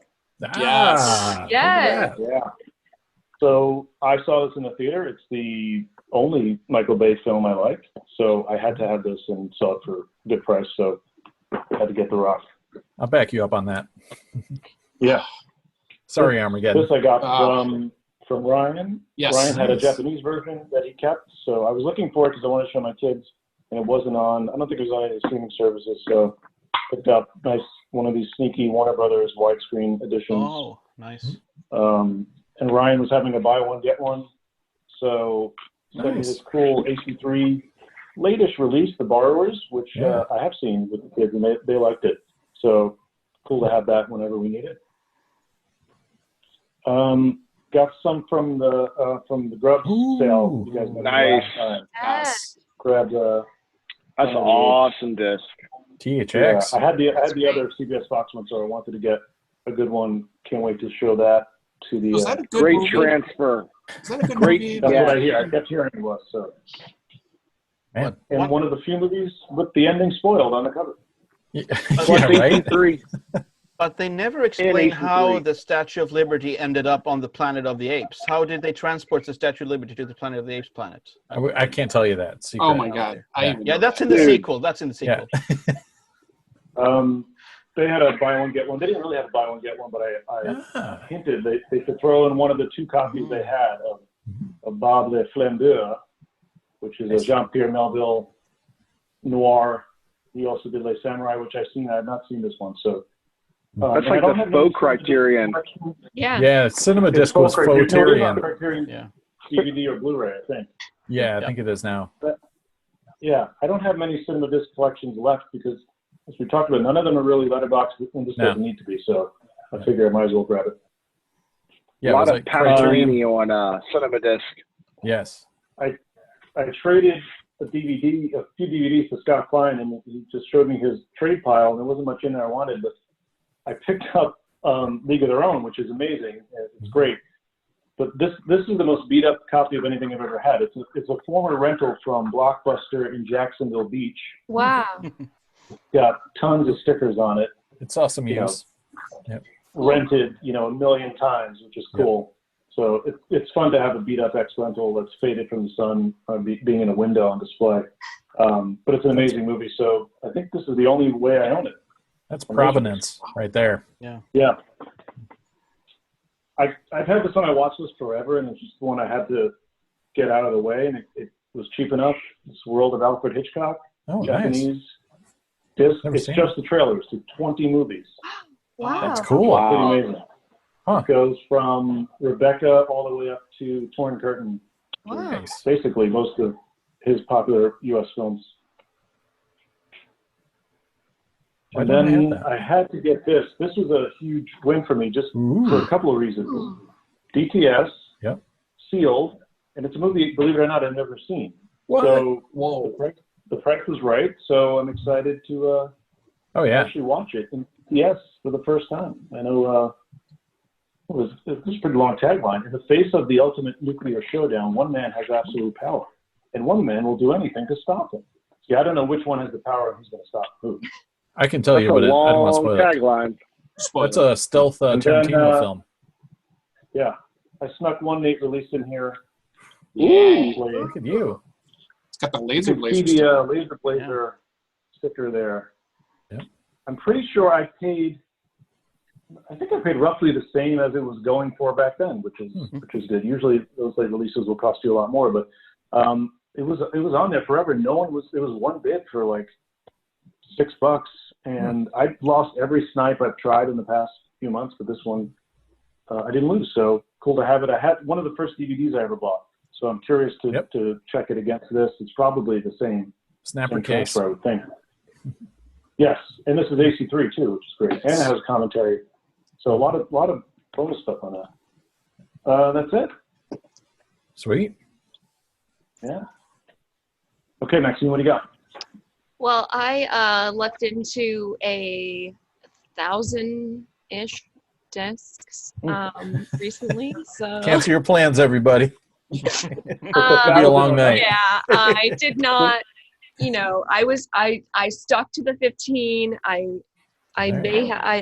really tried, and I'll have more stuff for the next round of things because I only going to show discs right now. So so I got this like whole set, I guess, of these. Oh, Yay! Nice. Redemption. So I don't know if this is the whole set, but it had. It is. There's 4. Okay, then I have the Sinful Nuns, and this. That's shitty. All that is shitty Italian horror. All of it. Well, Sleazy, shitty. Awesome. Really sold me, so I'm really kind of stoked on these. This one Awesome was like, pickups. Yeah. radical. Loving that. I love when I just like get something where I don't have to like. I did have Cold Eyes of Fear already, but I didn't have any of the others, and I didn't know that it was like a whole set of these. So I love things that match. Cool. So that was pretty freaking cool. I haven't seen any of Oh them. yeah. Chris, did those have the They're like the awesome. bumpers that the DVDs have with the redemption woman introducing them and all that stuff? Yes, they do. They do. Yeah, that's cool. Yeah. That's awesome. I can't wait to watch this. Okay. And I still think they're doing redemption releases on Really? Blu-ray now. I haven't seen one I guess in a I'll get while. those eventually. I've still never seen Yeah. Blu-ray. Here's this. I Oh, have nice. no idea. I just thought this looked interesting. So Sweet. I grabbed That this. looks like a late-ish release MGM release, I'm not judging by that top Yeah. rating. It says 97 on it. That's, Oh, all right. that's Sam Peckinpah? I think it might be Peckinpah. Yes. It is Peckinpah, yeah. Yeah. Good I cast. know nothing about this. Thought it just looked interesting. So hopeful to check that out. Now, I got a mini sampling of the Criterion collection monthly package. So here's some really quality, #1 fan. Chad McQueen. Chad McQueen is always a winner. Yes. And it's Catherine Mary Stewart is in this. Oh, nice. And we got a good old-fashioned McQueen Swayze. Yes. Money to burn. The best Swayze. I mean, just the back of this looks outrageous.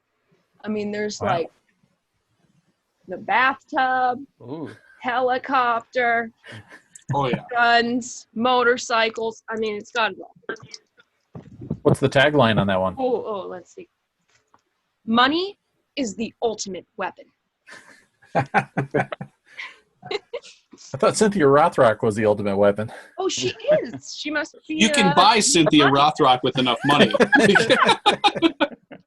Like an assassin, obviously. Yeah, fair enough. So this one, I'm pretty stoked on. Chad again. I'm pretty Yes. sure there is a secret. Yes, there's Corey Feldman in this. Yes. There's some Feldman. Ooh. Michael Madsen. Only one Corey? And then Martial Law Yes. Yeah, Rothrock and McQueen. and David Carradine. It's kind of is this an ultimate broterian here? I mean, it's got everybody. Dude, is this a Ryan Cushing pickup session? Seriously, or- like I'm jealous of this collection, and I haven't seen the rest. Like, I know.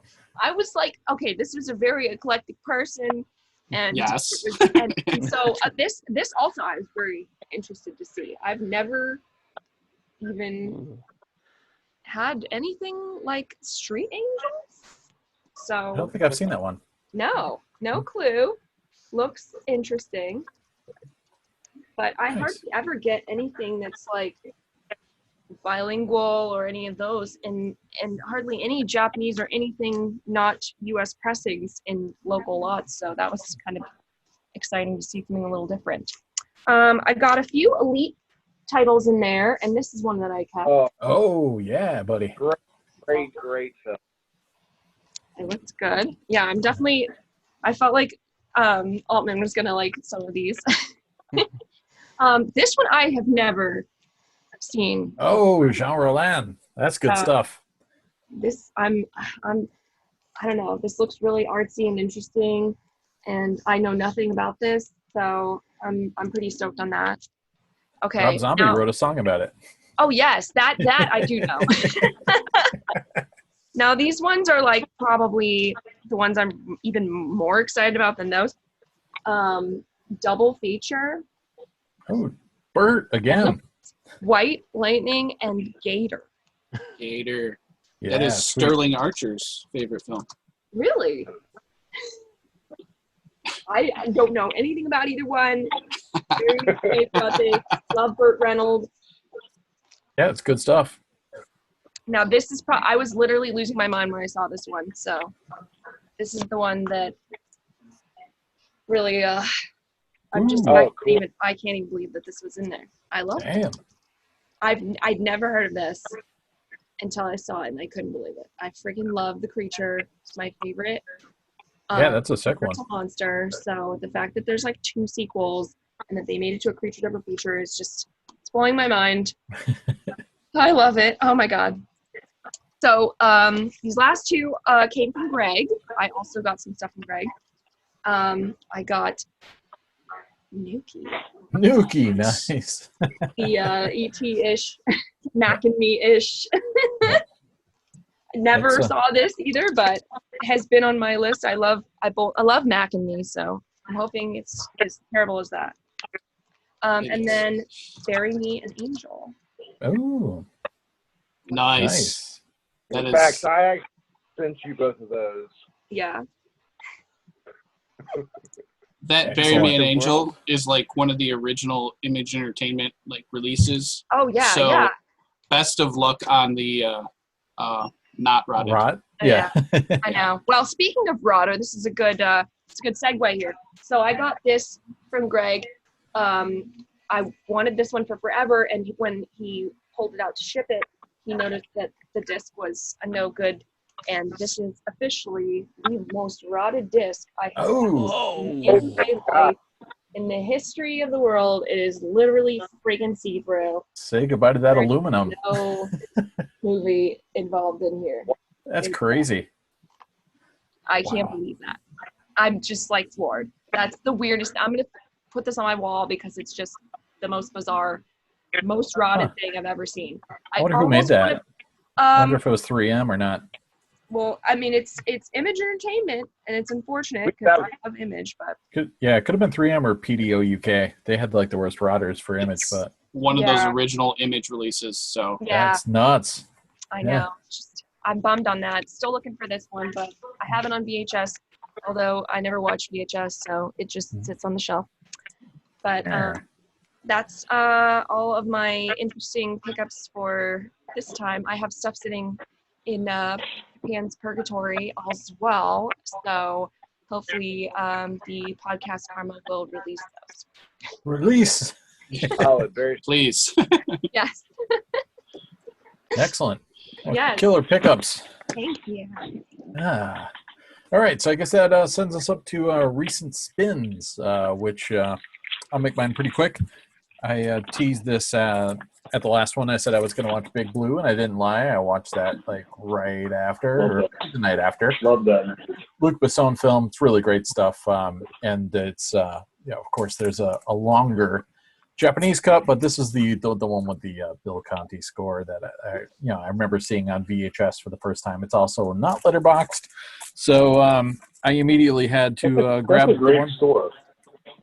What's that? Yeah, that score gets a lot of flack, but It is that's the first really one good. I saw it with, and it's kind of fun. Yeah. That main kind of theme of his is it's really Yeah. good. It's catchy, and Yeah. and I immediately had to follow that up with Vinny gave me his Le Grand Bleu version long copy, which is much longer. Yeah. This, of course, doesn't have any bilingual action. I mean, the film's got Rosanna Arquette speaking English in it, but strangely, whenever she's talking to someone French in it, she's dubbed. But then whenever she's talking to like her roommate, it suddenly lapses to her English language. So it's a little funky, but I had to watch it with a longer cut, and it's gorgeous in 2.35:1. So I got this. I need to get the multilingual special, which I think you have, Vinny, right? Is that why you gave me Yeah. this? Yeah, Yeah. Right. you traded up. Isn't But, there some, Cool cover. isn't there something with this was a PAL release that was then transferred back to NTSC, so the length doesn't really match or something like Yeah, that? this is actually, I believe, the same, is sourced from the same, because I've got it on French LD and PAL, and I think it was sourced from that same transfer used for that. I'm not sure about the one Vinny has. They might have done a proper scan later, but yeah, I think they just used whatever scan they did for the French PAL release, and then they just kind of left it sped up a little bit, but it's cool. It's got the Eric Serra score, which again is good, and because 4th of July was coming up, I ended up watching a ton of Blu-ray, so this is going to be short, but I did for 4th of July rock some Cape Fear, because there's some 4th of July scenery in there, and it's great. I just love how much of a douche Nolte is in this film, and you're pretty much rooting for De Niro until he kind of crosses the line, and Jodan Baker's like completely useless. It's just so much fun, and it's just holds up over the years. It's like Scorsese remaking a classic, but then kind of mixing in a Hitchcockian vibe, and it's just knocked it out of the park. So didn't he use the original score from the original film or something? Indeed, but it was Bernstein, Elmer Bernstein redid Bernard Herrmann's score. So it's got that classic feel to it, and just the framing of it is great. So it's nice to have it letterboxed. But everything else I watched was Blu-ray or streaming. So that's it for me. I know I watched Jaws 2 for Altman, but it was on DVD. Going over to Ryan. So I also was cheating on the LaserDisc format. My Vinegar Syndrome order came in, so we're almost 2 hours in, so I had to make sure to name drop.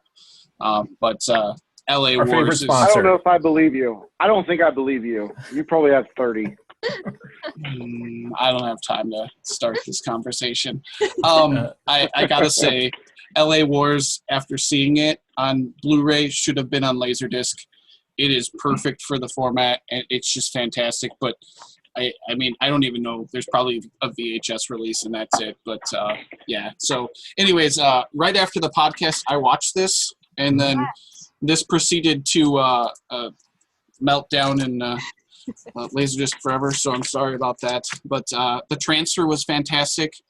I had seen it in the theaters, and I didn't remember a lot of it. But God, it was still just really cool, and the way that like the bright but muted colors come through in it looks great. And I went and I watched a Blu-ray copy just to like reference. I'm like, how close is this color? And it was really well done, and the great transfer. And so I can't say enough about it. And I paid money for it. So I think that might be a Snapper DVD. I don't know. No, it's actually like an MRA case. I've got it. The first one. Okay. Lost Souls was a Snapper case DVD. That's another very similar movie. There's a lot of like possession-y kind of flicks coming around at the same time.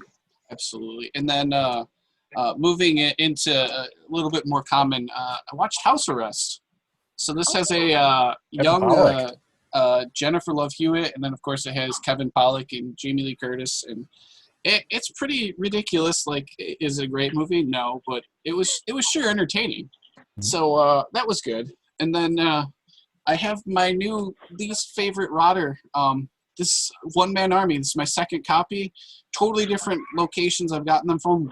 One was from around the world. Another was from eBay, and they've both been rotted. This one was watchable.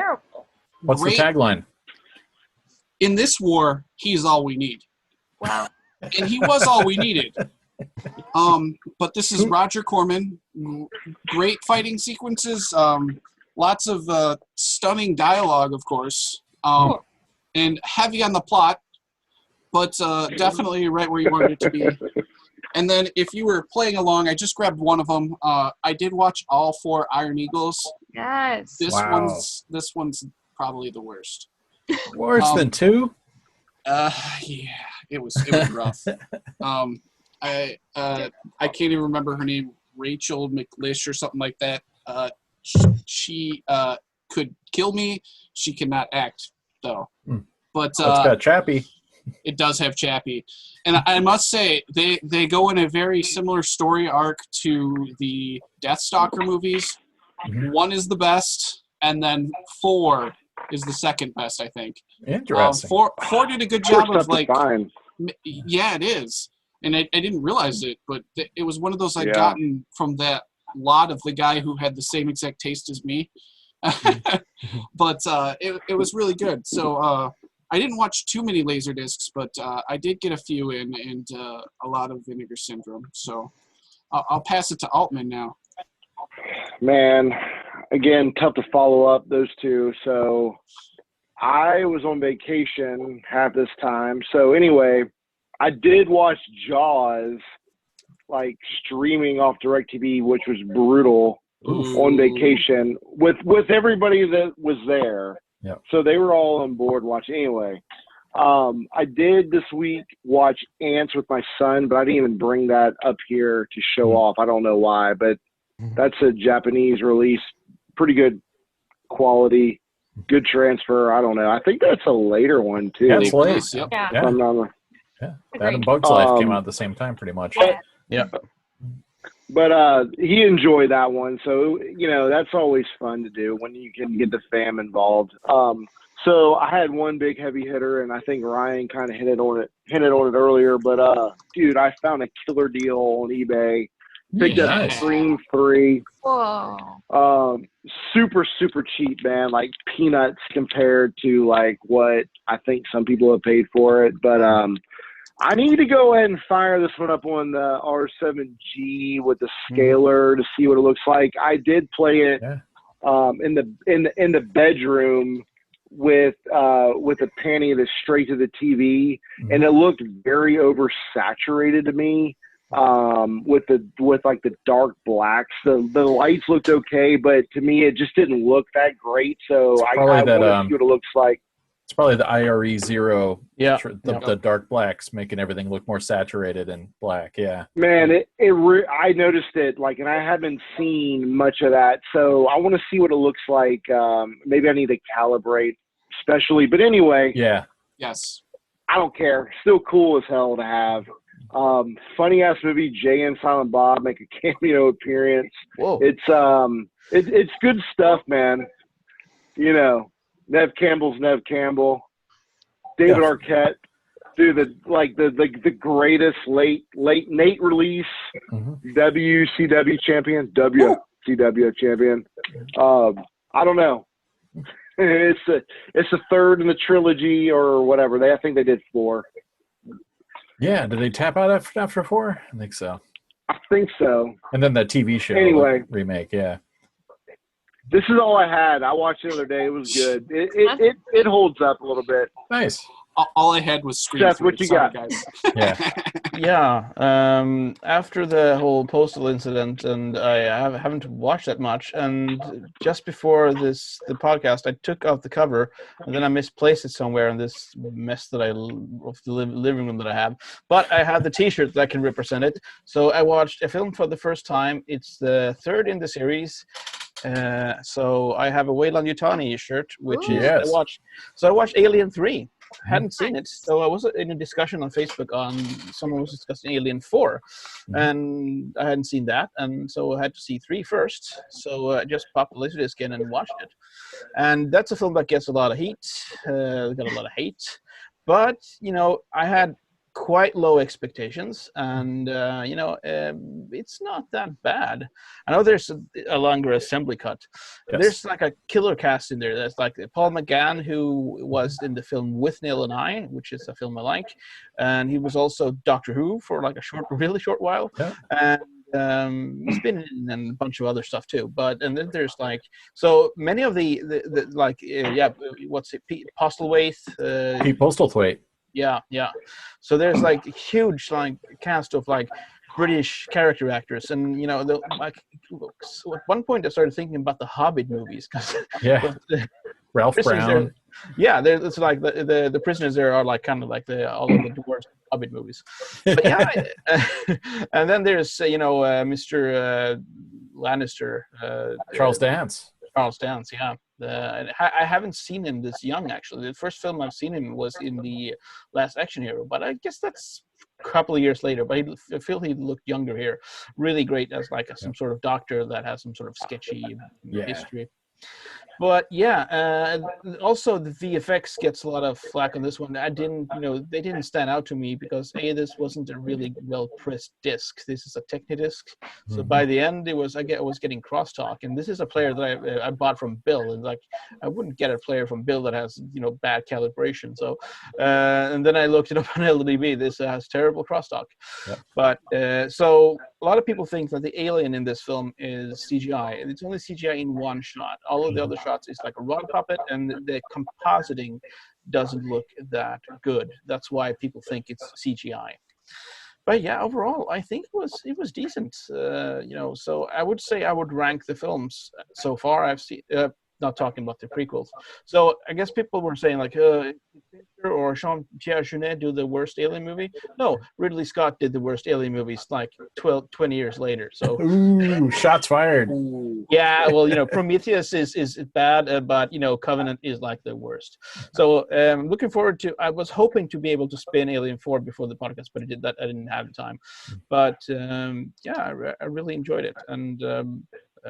Fincher, there was this interference by the studio. The script wasn't done when they wrote it, and for what it is, it's pretty decent. And I rank the Alien films in order they came so far. Killer Elliot Goldenthal score too. It crushes. What do you say, Chris? Alien vs Predator or Keen, like Requiem or whatever it's called. Yeah. That works. Oh, okay. I didn't realize there were like some sort of crossover with I haven't seen the Predator movies at all. Two of them, right? Yeah. So I don't know anything about the Predator. I know Alien, Arnold Schwarzenegger is in one of those. But yeah, I have it on LaserDisc, so I can watch that some. I have many of these action titles from the 80s. Like you can, I can list like a ton of them. You can go, what? You haven't seen that? No, I haven't. And I'm not going to say there's a certain Steven Spielberg film I haven't probably seen properly. It's the one he did quite early in his career for Universal. With Rod Streit. Yeah, I haven't seen Jaws properly. Wow. Yeah. Man. I've seen bits and pieces because it's been on TV all the time, but I never. Altman's gonna unfriend you. No, but I'm gonna intend to watch it someday. So all in due time. But yeah, that's it for me. Over to Vincent. What have you been watching? Well, I knew this was coming, so I wanted to try to squeeze in one Criterion LaserDisc this week. And Maxeene, oddly enough, yes, it was Diva, which is just seeing you hold it up earlier. And the cover is really fantastic. I don't know if you could tell they've got stuff in the D and the A. That's really amazing. But as you can see, it's empty because I only finish side 1, so I've got to get back and finish side 2. But it was a lot of fun. It was in the dreaded 166 to 1, and I started my scaler is on Zoom by default, and then I realized the subtitles were getting cut off, so I went back to window box to watch the rest.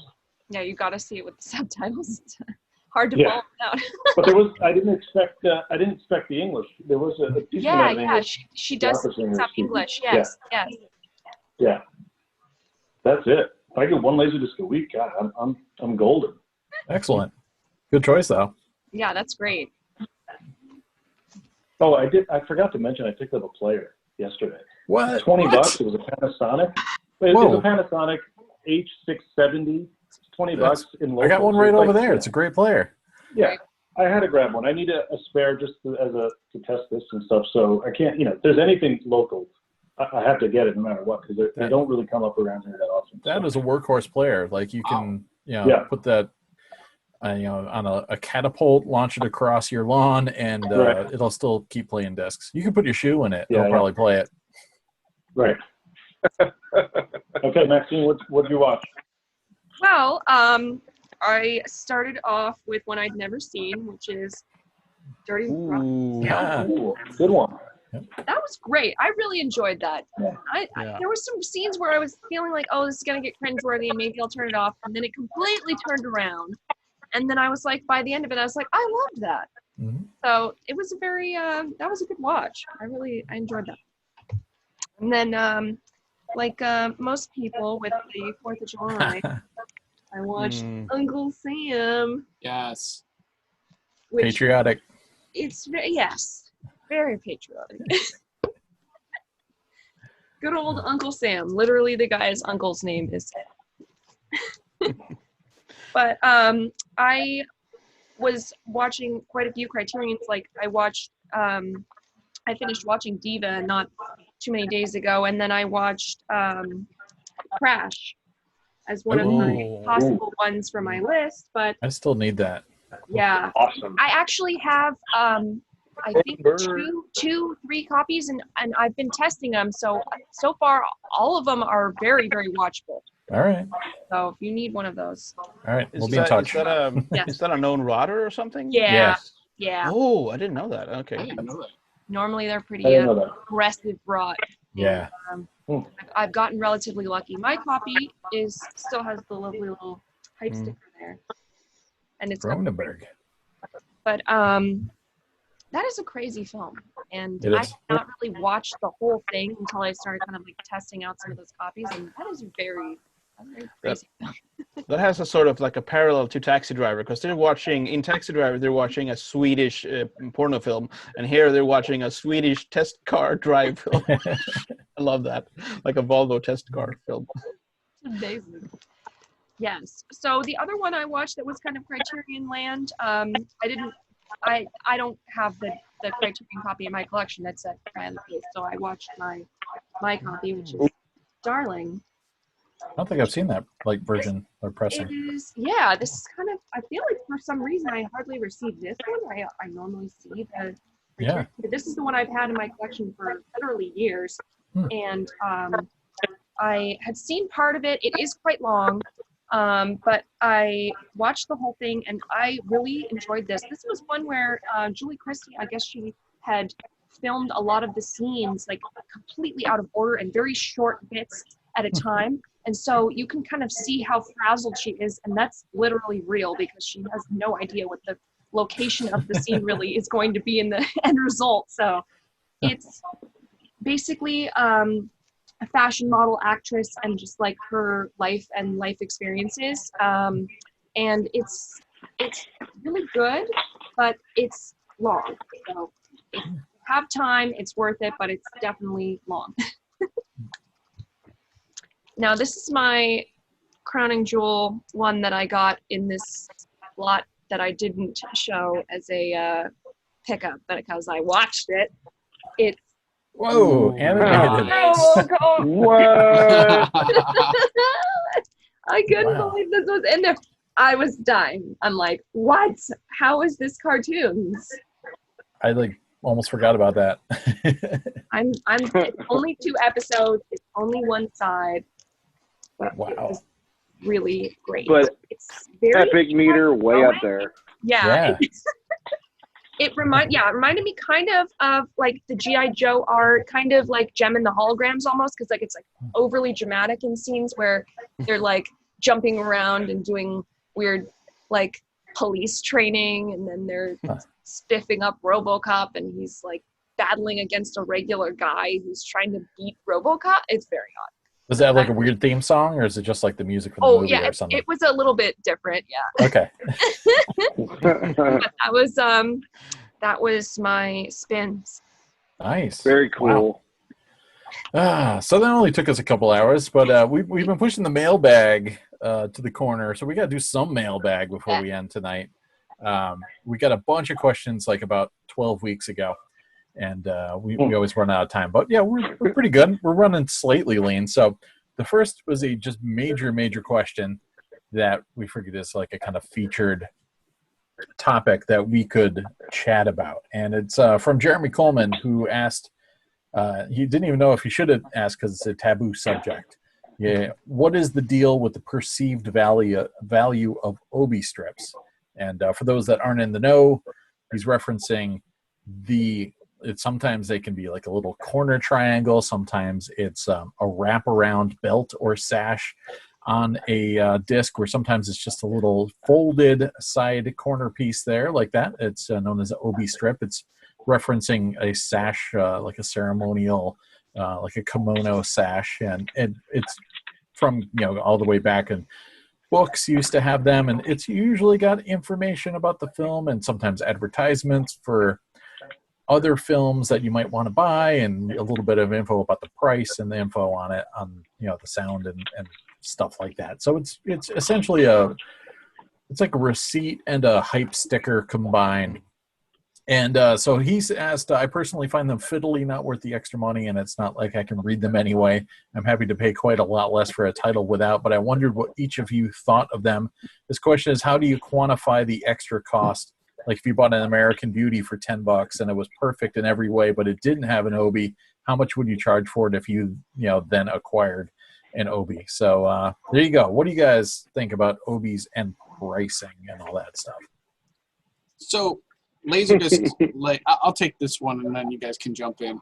LaserDiscs, like any other collector's market, and at this point they are a collector's item. Yes, we love them, we spin them, we watch them. They are still, real entertainment. They don't just sit on shelves unless they're at Vinny's house. But no, if you're looking for a LaserDisc and you're gonna spend, let's pick this one. If you're gonna spend, and I think this one normally sells on eBay with or without the Obi, but with like the poster, there's a poster on this. It normally sells around $50 to $60. But if you're a diehard collector and you see one come up and it has the amazing poster, and I'm showing this off because it's a really good reference, and it has the Obi, and you're already willing to pay like $50, $60, you're gonna pay $75, $80 to get it all. And it's not that you don't want to watch it, as is or anything else, but you're gonna pay a little more because you want the completeness. And some people want that completeness factor. Some people don't care. Like I was talking about picking up a while back, Monster in My Pocket or whatever it is. That's not the right title. I know. Monster in the Closet. Monster in the Closet. Yes, I was looking at the Monster in My Pocket NES game earlier this week, and I got one without an Obi, and no one was bidding against me because it didn't have an Obi, and it was in Japan. And I get it. The diehard collectors, if you're trying to complete a collection, you want the Obi. But if you just want to watch it, you will get it so much cheaper if you're patient. And, it's all about that completeness factor. And, that like stunning piece versus, I'm enjoying the movie. So, yeah. Anybody else? Sure. So the entire reason I buy Japanese discs is for the artwork. So the Obi completes that artwork. So, for me, unless I really need that version of that movie, I'm going for the Obi. Ryan just messaged me about a week ago. He had a disc I was looking for. Didn't have the Obi. So if I'm going to get it, I might as well wait and get the Obi. In fact, the first few that I ever got, I wasn't even in tune to the whole Obi thing, and I ended up making my own you know. So I actually would find them online, pretty good resolution. I'd scan them and print them out and just make my own. You know, most people, no one sees these things but me and you guys, so who's going to know if I made it? But just to have it, you know, look good in the packaging. And when I got this Hitchcock, actually, it didn't have one. So then when I went to look to see what it looked like, it was actually only just a sticker, a round sticker. So it made me feel better that I wasn't missing an entire strip. So yeah, I'm totally happy to pay a little more for the OB because that's half the point of it. And there's some that I like, and there's some that I actually remove and put in a box and never want to look at again. There's some that are kind of obnoxious. But yeah, there's an interesting thing with, because this also applies to people that collect vinyl too. There's, once the market, there are enough people that like the completeness factor that it then becomes a must for people that still don't care sometimes, because they like, if they ever even think about reselling it, they know that they're losing value. So there are people that buy them even when they don't care. I'm kind of like in the middle. They're like a slip cover? Yes, exactly like a slip cover. So yeah, so now since there's that perceived value to it, and it's like Ryan mentioned, it's kind of interesting that, you know, this little thing that's essentially like, you know, a store receipt, but a little nicer, is considered on the same level as a sweet ass Frankenhooker poster. You know, like I would think like the OB for me would be like here, poster would be here. But yeah, they're really just kind of like on the same level. And there's that whole like exotic, like American collectors love, they can't read it, but they love it because it's like this kind of weird exotic artwork and strange characters, this katakana that I can't read. So yeah, it's got that like interesting factor to it. And it's very true, and I feel the same way that Sam does. Other than I don't think it really bothers me if it gets obnoxious, like if the prints over to the side type of thing, right, where it like blocks it. Yeah. But vice versa, it gets really cool though when it like blends in together. Like, Fifth Element. That's one where I do not have the OB on that one, so it bothers me. Yeah. But I was into vinyl records before I got into LaserDisc. Unfortunately, LaserDisc came secondhand. But with vinyl and like Frankenhooker, the Japanese just seem to come with, in records per se, like they would always have like that poster or even like a extra track or two that like a bonus track that wasn't available on the US release. So as a collector, you definitely want it. I mean, I feel like if it doesn't bother you, it doesn't bother you, but let's just not like throw them away. You know what I mean? Like crumple them, throw them away. Like, you know, fold them up, stick them in the sleeve. And if you don't like them, you don't like them, whatever. I don't think it's worth trashing them, but I do feel like they are part of the collector value. I mean, I say keep them on. To me, it is a I'm gonna buy that or I'm not gonna buy that. Like it's a deal breaker for me. But to each their own. And you rock the same sleeves I do, so I know one thing I like is the ones that Ryan held up that are on the spine there.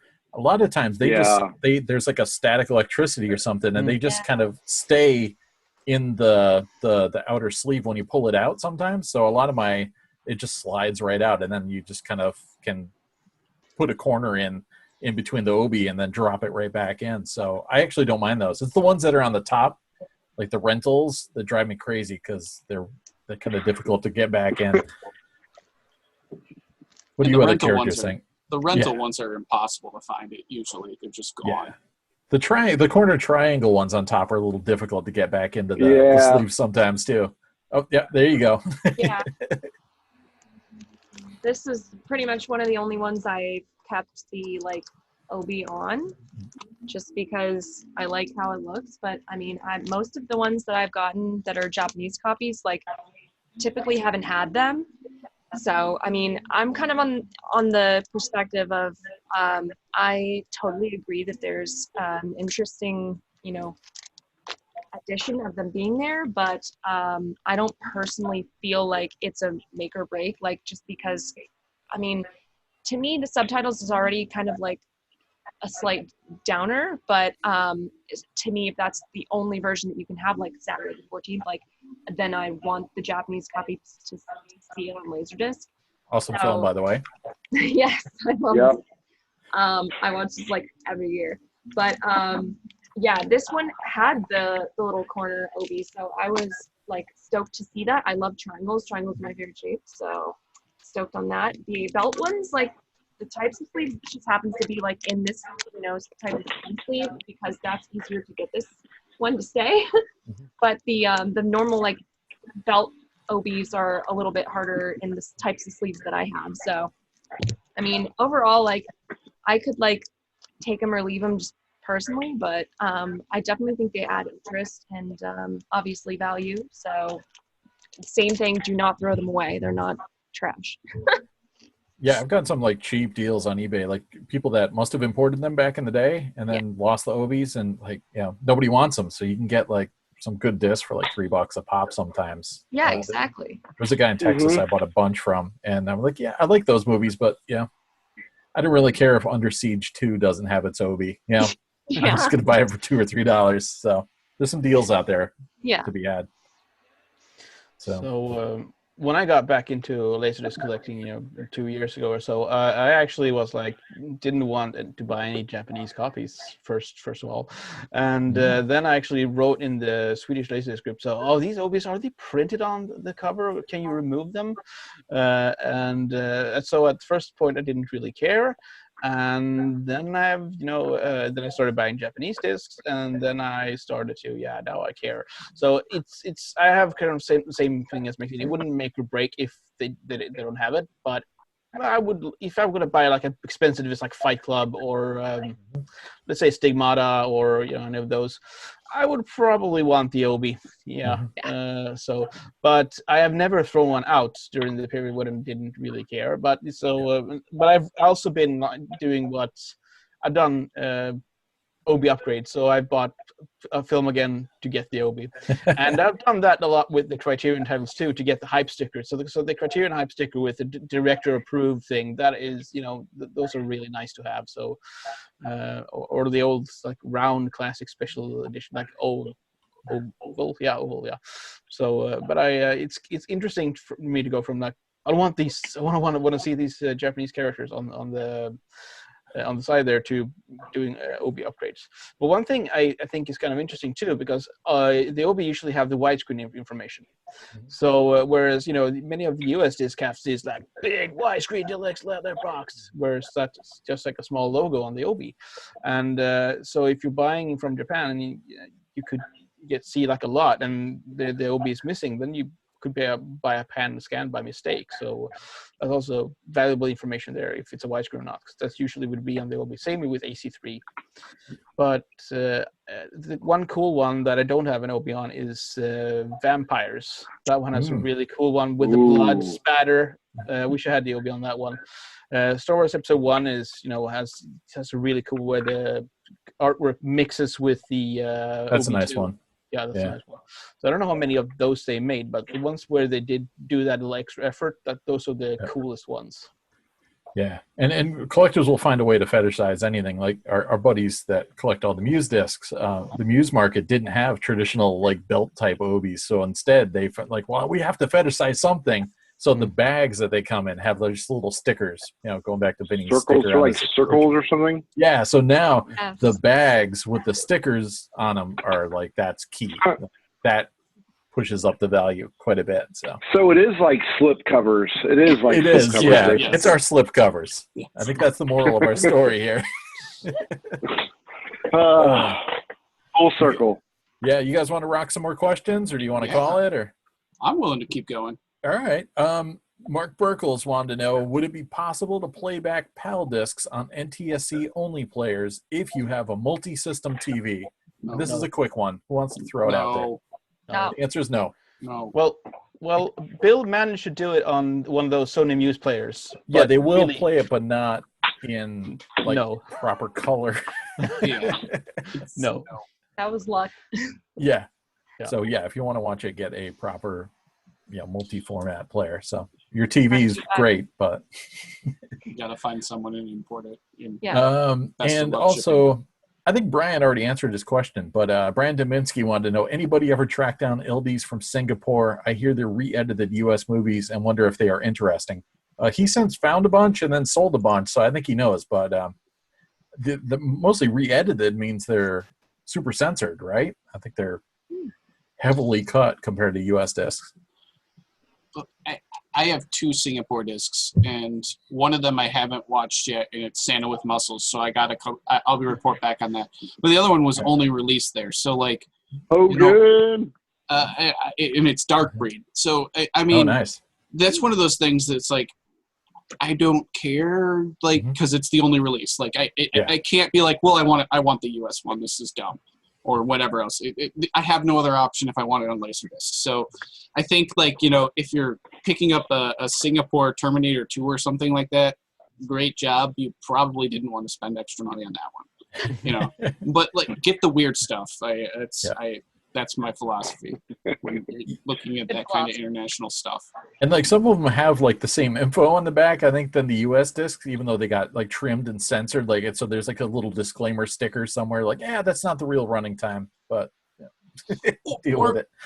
Some of them, like, and I don't know necessarily on the Singapore stuff, but my Dark Breed, it doesn't have like subs or anything on it. It's like they took a transfer and just slapped it on. So I don't even know if they cut it. Yeah. So, maybe it's hit and miss, and maybe some of the bigger ones, like there was, somebody paying attention. And, I can't imagine that the Singapore Film Board in the 90s, there was a guy who was worried about a scene in Dark Breed. I don't know, maybe, or maybe depending on who you got that watched it, I can't imagine. It seems like a lot of those pressings were very quick and dirty, and so I maybe they were just taking whatever they had. I don't know. All right, Singapore discs. All right, Ben Miles wanted to know. I don't know if, do you have any Singapore discs, Chris? I do not. All right. All right, we'll jump ahead. Ben Miles wanted to know, is OLED worth the extra cost? I know some of you guys are projectors, but I really want 77-inch LG Magnolia or a Sony XBR. I love my 65-inch 1080p Panasonic Plasma, but lately I've been noticing some dithering, and I'm hoping the OLED will not have that issue with grays and bright whites. Anybody here rocking OLED? Plasma forever. Nope. All right. So, yeah, we don't know. Well, hold that one for next time, because I think you might get a better answer out of it. I've got a 4K, I know, but I did not pony up for an OLEDs are like usually, I think, closer to projector prices for me. So I have no idea why I would ever want to buy something that's not a projector for a projector price. So I know a lot of people don't rock with projectors, so that's probably like something they're really into. But flat screen TVs for me are like, I don't know. I think about them like kids' toys. I'm like, oh, that's cute. I could never imagine spending over like $1,000 on one just because, I don't value them personally at all. So, I mean, they're fun and everything. Every once in a while, I'll throw something on this one behind me. But I mean, I don't, If someone came in and stole it tomorrow, I'd be like, oh, they love my projector. Yay. Amazon. But yeah, we'll revisit that one with the tech guys in there. Yeah. I got some other tech questions too, so maybe we'll save those for a little bit later. Let's see. Spencer had a bunch of questions. Let's see. He wanted to know what everybody thought was like the best picture quality on a disc, like what everybody thought was the best looking disc they had. So I don't know if you guys have. It's a deep question. I know it is pretty deep. Jeez, I don't know. Yeah. That topic. That's hard to I'd think say about. that the late releases certainly do look better. Yeah. And I haven't put on a late release and thought that doesn't look good. For me, the Truman Show, Big Lebowski, Rushmore looks good. Kundun. Pleasantville. Pleasantville. That's my go-to to say this is what LaserDisc could have been. Like, I think. Yeah. Mission Impossible. Yeah, anything late 90s looks really good. It's pretty sad, because like when DVD started picking up, like LaserDisc really started, kind of reaching its prime at the same time. Yeah. I remember even just picking up something common like Titanic in 1998 and thinking, damn, this looks really good on home video. Like I wish the LaserDisc wasn't going to disappear because they're on top of their game right now. So yeah, bummer. All right, so let's see. So I'll save a couple of the other ones for next time. But Jeffrey Ryan Haynes wanted to know what everybody's got for like their signal chain, like what player they have going to, like how they have it connected to what they're watching it on. So I've got, I guess I'll just do my main room, which actually that main room's all messed up now because I've got a new Sony player that's in there, and I'm supposed to be getting this eval board thing. So I don't have my eval board yet, but it was traditionally going into a Faruja NRS processor and then into a DVDO Edge Green and then into my projector. So, and it's been a bunch of different players. For a while it was a CLD D704, then it was a CLD 99, and then now it's then it was a LD S9, and then now it's the Sony HIL C2EX. So it's been a few different things over the years. What do you do, Ryan? So I'm going to get some crap for this, but I use a CLD 99 S video into my DVDO iScan Duo. And I still like mine. I know there is the smearing issue. Sure. The reason why I do that when I'm looking at my X9 to my left here is because I have a 2-year-old, and he doesn't need to get near my X9. Yeah. and so it's really just a survivalist like instinct. It's like the 99's decent. It's not the top tier. I know that, but it looks really good, and I've got the iScan Duo dialed in. So and the iScan does a lot of work and does a great job adjusting the color, and I was able to really figure out the IRE 0 disc that I just spun. So it's just a matter of sometimes playing with it, and at some point I'll probably try an eval board, but I'm waiting for Bill to automate it so I can use like a remote, because you and me both, buddy. The wife isn't going to want me to leave a laptop by the TV. The wife acceptance factor is low on that. And the 2-year-old damage factor is high. It's like I have to be careful, and I get that. So, sometimes it's preservationist. Yeah. How about you, Chris? So I think it was probably like 6, 7, 8 months ago. I recently upgraded to Bill and Peter actually hooked me up at a very good price on the CLD R7G. And I got that going through the iScan Duo, which I think I got from Vinny, if I recall. Anyway, it's worked out really good. That's a hell of a player. Before that, I had the DVL 90 Elite that I feel like held up well. And right behind that would be the CLD, the sexy CLD 91 Elite. I like to call it with a flip down cover. Those are my top 3 go-to. But the CLD R7G, man, I'm like more than happy with. That's what I know.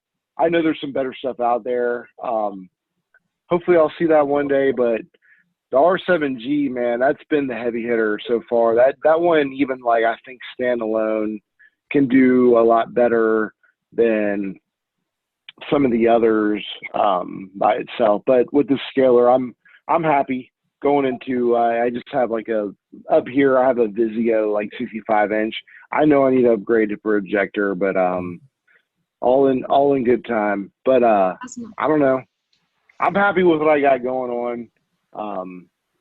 I still want an R7G myself. I got it. I got hip to it too late, and that feeding frenzy already started. Maybe it'll simmer down now that Peter's talking about the Sony so much. Maybe I can finally pick one up. So let's just cut this segment. Chris doesn't have a player. All right, what do you do, Seth?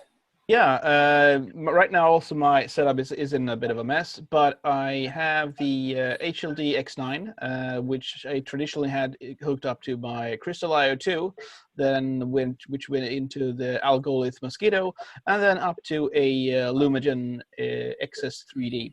So the Crystal IO just works as a comb filter And then the Mosquito does the denoise, and the Lumagen does the scaling. So, but now I got this Denon thing that I'm trying out. So, and it does pretty good inverse telecine. So it does, Tyler doesn't agree with this, so but he's not watching. But it does. Tyler's. Yeah. 60i to 24p. That's what it does. So I'm also waiting for the eval board, which there's like kind of like how the people are working around the world now to get like a vaccine for the coronavirus. So there's Bill is I don't know how hard he's working on an automated version, but I know that Vegard, one of the Norwegian guys, is working on a thing. And then I have my buddy Chris Jacobson in Stockholm. He's getting quite close to it. And the approach we have done is that we're taking an old cable TV box, like PVR. We're going to throw out the hard drive and all the stuff in there, put the eval board inside, composite in, and HDMI out, and use an Arduino, which will control the eval board. And apparently he's worked with things like this before, because he's programmed he used to be in the food processing industry, programming scales that used to weigh reindeer meat, which is like, yeah, but eval board is very similar to your binary load lifters and eval and reindeer meat scales. Does he speak Bocce though? I don't know if Chris speaks Bocce, but he might. But yeah, so he's getting close there. So keep at it, Chris. And I'm thinking name the eval board the Komemeister, but nobody wants that. So, but that's my single chain. I have one of those R7G, but it's really bad. Don't recommend it at all. Crap player. Yeah. What? Thanks, buddy. Yeah. I want to pick one up. No, but I have it at the office. It's got a great internal comb filter. So R7G S-Video to most scalers looks really good. So if I were to choose today between an X9 and R7G, I would pick the R7G because the X9 is big and needs to you need to change like some rubber thing. That's hard because you need to use like Allen keys and screwdrivers. That's nope. Do that. One thing on the R7G, that is a super light player compared, I feel like, to other players. Yeah. Anyway, crazy. How is the difference? Yeah. The thing is, like, also that's why it's so super light. It doesn't get hurt in shipping either. So it's like really recommend that player. Unfortunately, Sam. Thanks, Pete and Bill. Yep. So what are you rocking, Vinny? Two main setups, the CLD97 into, where am I now? A Faruja DVP 1510, which I got that from Peter, upgrade from the 1010, and that goes into a projector to an Epson 1080p, so I haven't quite made the 4K leap yet. And then a Panasonic LX900 into a Panasonic Plasma. Nothing else in between, looks great. So those are the two main setups. And how's the Faruja 1510 like over the 1010? Like, is there different features on it, or is it better comb filter? Well, Peter said it was better. Oh yeah, the Peter factor. Yeah. Yeah, he said it was better. No, it allowed me to eliminate the Sony box, which I was using. It allowed me to eliminate one other piece of hardware in the chain. Yeah. So it had better comb filter. So now there's just one thing in between the player and the projector. Man, nice. And I'm not getting an eval board. Draw that line in the sand right now. Yeah, until it's perfected. Yeah. Chris Jacobson in Stockholm. Go, Chris. Yeah. All right, what's Maxeene got? Well, I am kind of in between rigs. I basically have had the CLD99 and I just let that go to purchase an R7G you saw on its way. So you can cut that out. But I'm just gonna like bleep everyone's voices and put like CLDD 504 over it.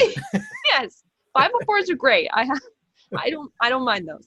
Get them. But My main rig was the 99, and I had a DVL 909 as kind of my like tester player, and then I have my W1. And so I took out the 909 and the 99, and I left space, and I put in a DVL 91 instead, and I still have my W1. And so everything's kind of running into, I have separate little, they're Extron, and they're comb filter boxes. And so the W1's going into its own, and the 91's going into its own, and then those go S-Video into a DVGO iScan HD Plus, and then that goes to HDMI into my 2012 Samsung Plasma, and that's pretty much awesome. My main rig. In my bedroom, I have a 97 that's going straight into like one of my first flat screen TVs I bought like from Circuit City when they were closing. Sick. I don't even remember what the brand is or anything. It's nothing special, but it's large. But you know, the 97 more than makes up for the fact that my TV's not that great. But that's, you know, for late night watching anyways, when you're maybe only going to watch one side of a movie. It'll do. Yeah. Very cool. That's awesome. Yeah. Nice. So yeah, maybe next time we'll all have our 7Gs and eval boards and stuff like that. Wouldn't that be cool? Yeah, I'm with you guys. Like I easily will like be like, I should watch a movie, and if there's like 10 things I have to turn on or hoops I have to jump through, I immediately go, or not, because I mean there was times when I used to have it going through my DPS like TBC into a DVD recorder. It's like I had to like push this and push this and push this and change the audio over there, and then I'm tired by the time I've like got the movie ready to go. So I can't even imagine like wanting to actually like flip up a laptop and like start running code, and then the other alternative is to leave it running all the time. And so yeah, I don't know. It's definitely not Sam friendly yet. So hopefully Bill and or Seth's secret party will be able to make it like a little bit more user friendly. Yeah. So I think that's enough. I think we got some questions answered. We'll save some of the other techie stuff for when we get the super crew tech gurus in next week. Thank you guys. Can I ask you all a question?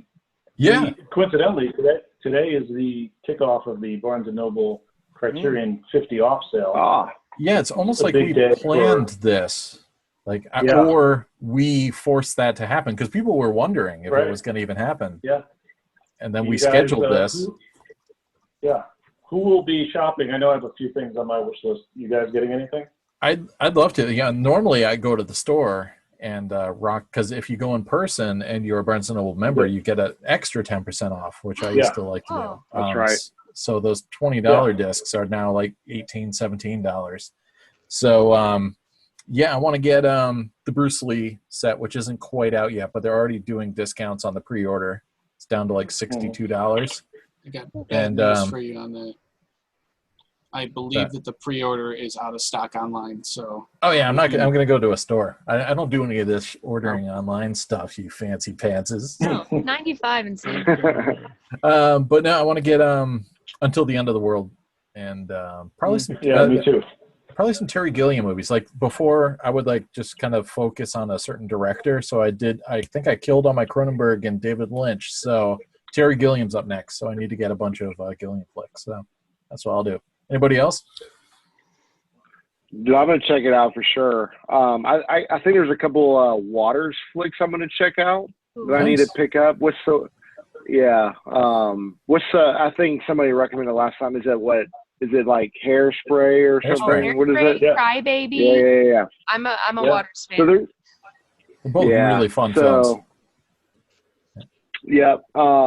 I'll check it out for sure. I've been kind of checking on that one to see if it was going to happen or not. Okay. So nobody really knew. Yeah, I usually use that time to get the box sets like you, Sam. So I'm looking for the Before trilogy, because I don't think I've seen the last two. Oh. And then the Plotzi, Koyaanisqatsi, that trilogy. There's 3 of those in a box. And then Until the End of the World I'm interested in too. I saw it originally. I didn't love it. But why not watch 5 hours more of it? See if I like it. Yeah, that's a good. I think The Great Escape is one. The Great Escape came out recently too. Yeah. That's one I was going to pick up. But yeah, it's a good chance to get, like, if you didn't get the Godzilla box set last year or any of that stuff. Yeah, it's half price. So have fun with that. Sure. And I think it's going to August 2nd. I think is the end date for the sale. Nice. But yeah, good times. Way to bring that up, Benny. Yeah. Come on. So I guess that's enough. I have the bulk of the show. I have one thing that follow up. So Trevor was doing a joke, like really, milking a joke last week. So there was a film that came out that was called The Search for Weng Weng, and I, on the cover for that film, I'm a dead ringer for that director, who's on the cover. So I contacted him, and I wrote like, "Hey, Mr. Director, is there a way I can buy the poster for this?" And he's like, "Because I'm a spitting image," and I sent a picture of me, and he was like, "I can see the likeness, but on that poster, it's definitely me." And I didn't think it was me on the poster, but he was nice enough to send me a Vimeo link with a code so I could watch like a watermark screener of the film. It was quite enjoyable. And then they also sent me a really high resolution PDF. So I'm gonna go to like a printer and print that poster. So it is available on DVD, I think, and probably on Vimeo. Seth. Yeah. Thanks. Maybe he thought you were going to sue him for like likeness infringement. Yeah. Like, this is me. Yeah. How dare you? And Hi, I'm your doppelganger. We don't really look that much alike, in real life. Just that also, drawing, though. Does that drawing? Yeah, I've changed my Facebook profile picture to that, and it's like very spot on. So yeah, but it was an enjoyable film, and I think Weng Weng is sort of in Criterion territory. So if you haven't seen a Weng Weng film, and For Your Height Only is one of the good ones. Have you seen any of them? They haven't hit LD, have they? Or they're like some like super obscure Singapore releases or something, but I don't know. Yeah. I don't think so. Ryan knows. No, I don't think so. Yeah. Well, he's be like, oh, I forgot. Yeah. Oh, that one's actually on the way. No. I wish, but no. I think it was I don't know about the timing on that one, but no. Yeah. Yeah, it's good stuff. For Your Height Only, I definitely recommend. It's like a James Bond film, but nowhere near as good. And James Bond is this tall and equally as smooth, though. Equally as smooth. Classic stuff. Any other final discussions, final thoughts, or topics? All right. What's everybody going to spend tonight? I'm going to watch, what am I going to watch? I don't know. I have no idea what I'm going to watch. Probably, you know what? I got to finally fire up Venus Wars that Bill gave me, anime release, because he got the Japanese one and gave me his hand-me-down, the American version. So I'm going to fire that up. Actually, it's not that late. So yeah, I got time. What about you, Ryan? I actually think I'm going to watch Happy Gilmore tonight. I'm getting ready for a sale tomorrow, and I need to test a player. So DTS or regular version? No, just the regular version. It's like a 504 that I got a while back, and I've never tested it. And so I set it up in the garage while I'm getting ready for the sale, and I'm headed up there now, and I'm just going to, or right afterwards, and I'm just going to throw it on and laugh because it's a great, terrible movie. So that's that. Good test disc, right? Yeah, short, fun. 2 sides, that's the key. Yep. So, what about you, Chris? 504 always work. 504 always work. Yeah, I heard that CLDD 504 is the main player you should focus on. Definitely don't import any, and don't look for very fast flipping. It's a very good player. It has AC3. It's great player. What more do you need? And a red laser, right? Red laser. I mean, I think it plays Broaders. I heard that. I'm not sure. Yes, it's purple laser. It's even better than the red laser. Get it? This video. So I don't know what those guys are talking about. but I'm definitely going to watch Extra on my CLD R7G. Get ready for your brain to melt. That's what I'm going to be doing. On your 504? Yeah, what? Love everybody saying 504. I love it. For my 504. Yeah. I like it. Yeah, that's all. Yeah, I'm not gonna watch anything. I'm gonna go to bed because it's 4:45. So. Wow. When you wake up, though. Yeah. He doesn't sleep. He doesn't sleep. No, I don't sleep. Yeah. Drink energy drinks. I'm gonna wake up and Seth will have talked the entire time I was sleeping. And I'm like, what? He'll be chatting with us all night on Facebook. We know it. We love you, Seth. Yep. I'm going to try to finish this. Oh yeah, Nice. nice. You know, I'm going to move it up. I started watching on the projector, but I'll move it up and finish it on the plasma. Makes a match. Because I'm like, man, I don't want to have to turn everything on and the lights and the whole See?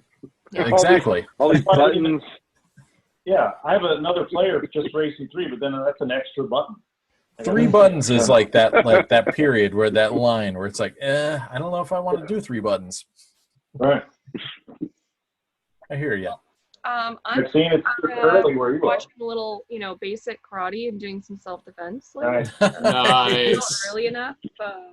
Excellent. You can be a karate cop. Kicking in. Gotta get my Cynthia Rothrock on. So soon you will be the ultimate weapon. Excellent. Well, tell us what you learned next week. You can. Yes, Yeah. I will. It's introduction, conditioning, basic techniques, and self-defense. Man, what year is that? It's got multiple colors, so it looks like So late this is 70s, early actually 80s. part of the trilogy of Let's Bowl, and I believe the other one. It's on my other shelf. It's a little far, but it is. There's 3 that all have these stripes, and they look very fabulous next to each other on the Cool. Oh, wow. Yes, It's like, was that JVC Early. blank tapes had that early logo? 81. Yeah, it does. It just looks like those tapes. Yeah. Yeah. Yeah. Who's the instructor? Ivan Rogers? What was that? Let's see if we can get you back. Ivan D. Rogers. Yeah. If you like Bruce Lee, you'll love Ivan D. Rogers. And he looks serious. It's a rental. It has like a rental sticker on it. But yeah, I mean, I have not watched this before. The bowling one was pretty cool. So His mustache is on point. it's on point. That is like the epitome of like a hard 1981 right there. Yeah. He's ready to go. He's like ready to be in a Napoleon Dynamite sequel any day now. Oh my god. Can you show the sleeve again, Maxine? Is there any orange field on it? So No, it's no not. orange. It's very close to the pride purple. flag. Yeah, purple, blue, green, yellow. I would say this is an orangish red, but it's still a red, and then this is straight up red. That's the color your skin's going to be after he beats your ass. Oh my god. That's the weirdest thing I've ever heard. I like it. I'll report back on that book report. All right, good. I expect a lot of reports from you guys. So what do you think, Ryan? We going to call it? Yeah, I think we should call it. We kept it under 3 hours by a significant amount. So, and once we cut out all the R7G talk, the CLD D504 talk, It'll be even shorter. Shove that in. I can't believe I asked you if it would be 90 minutes. Yeah. You had to know better. You're a trooper, Benny. Thanks for sticking. Actually, we're longer than Hamilton, and we don't even have an intermission. Longer than Hamilton. And almost half as entertaining. Right. But if No you one's watch it paying. on a mobile device, there will be an intermission for the commercial. Oh, yes. Oh, there you go. We need a Can't wait theme to see song. our sponsors. Well, Happy song. Wolfpack the Musical coming to a stage near you sometime soon. Oh, boy. I'm not singing. Come on, you must have beautiful pipes. I can tell. Sing me a song. All right, maybe next one.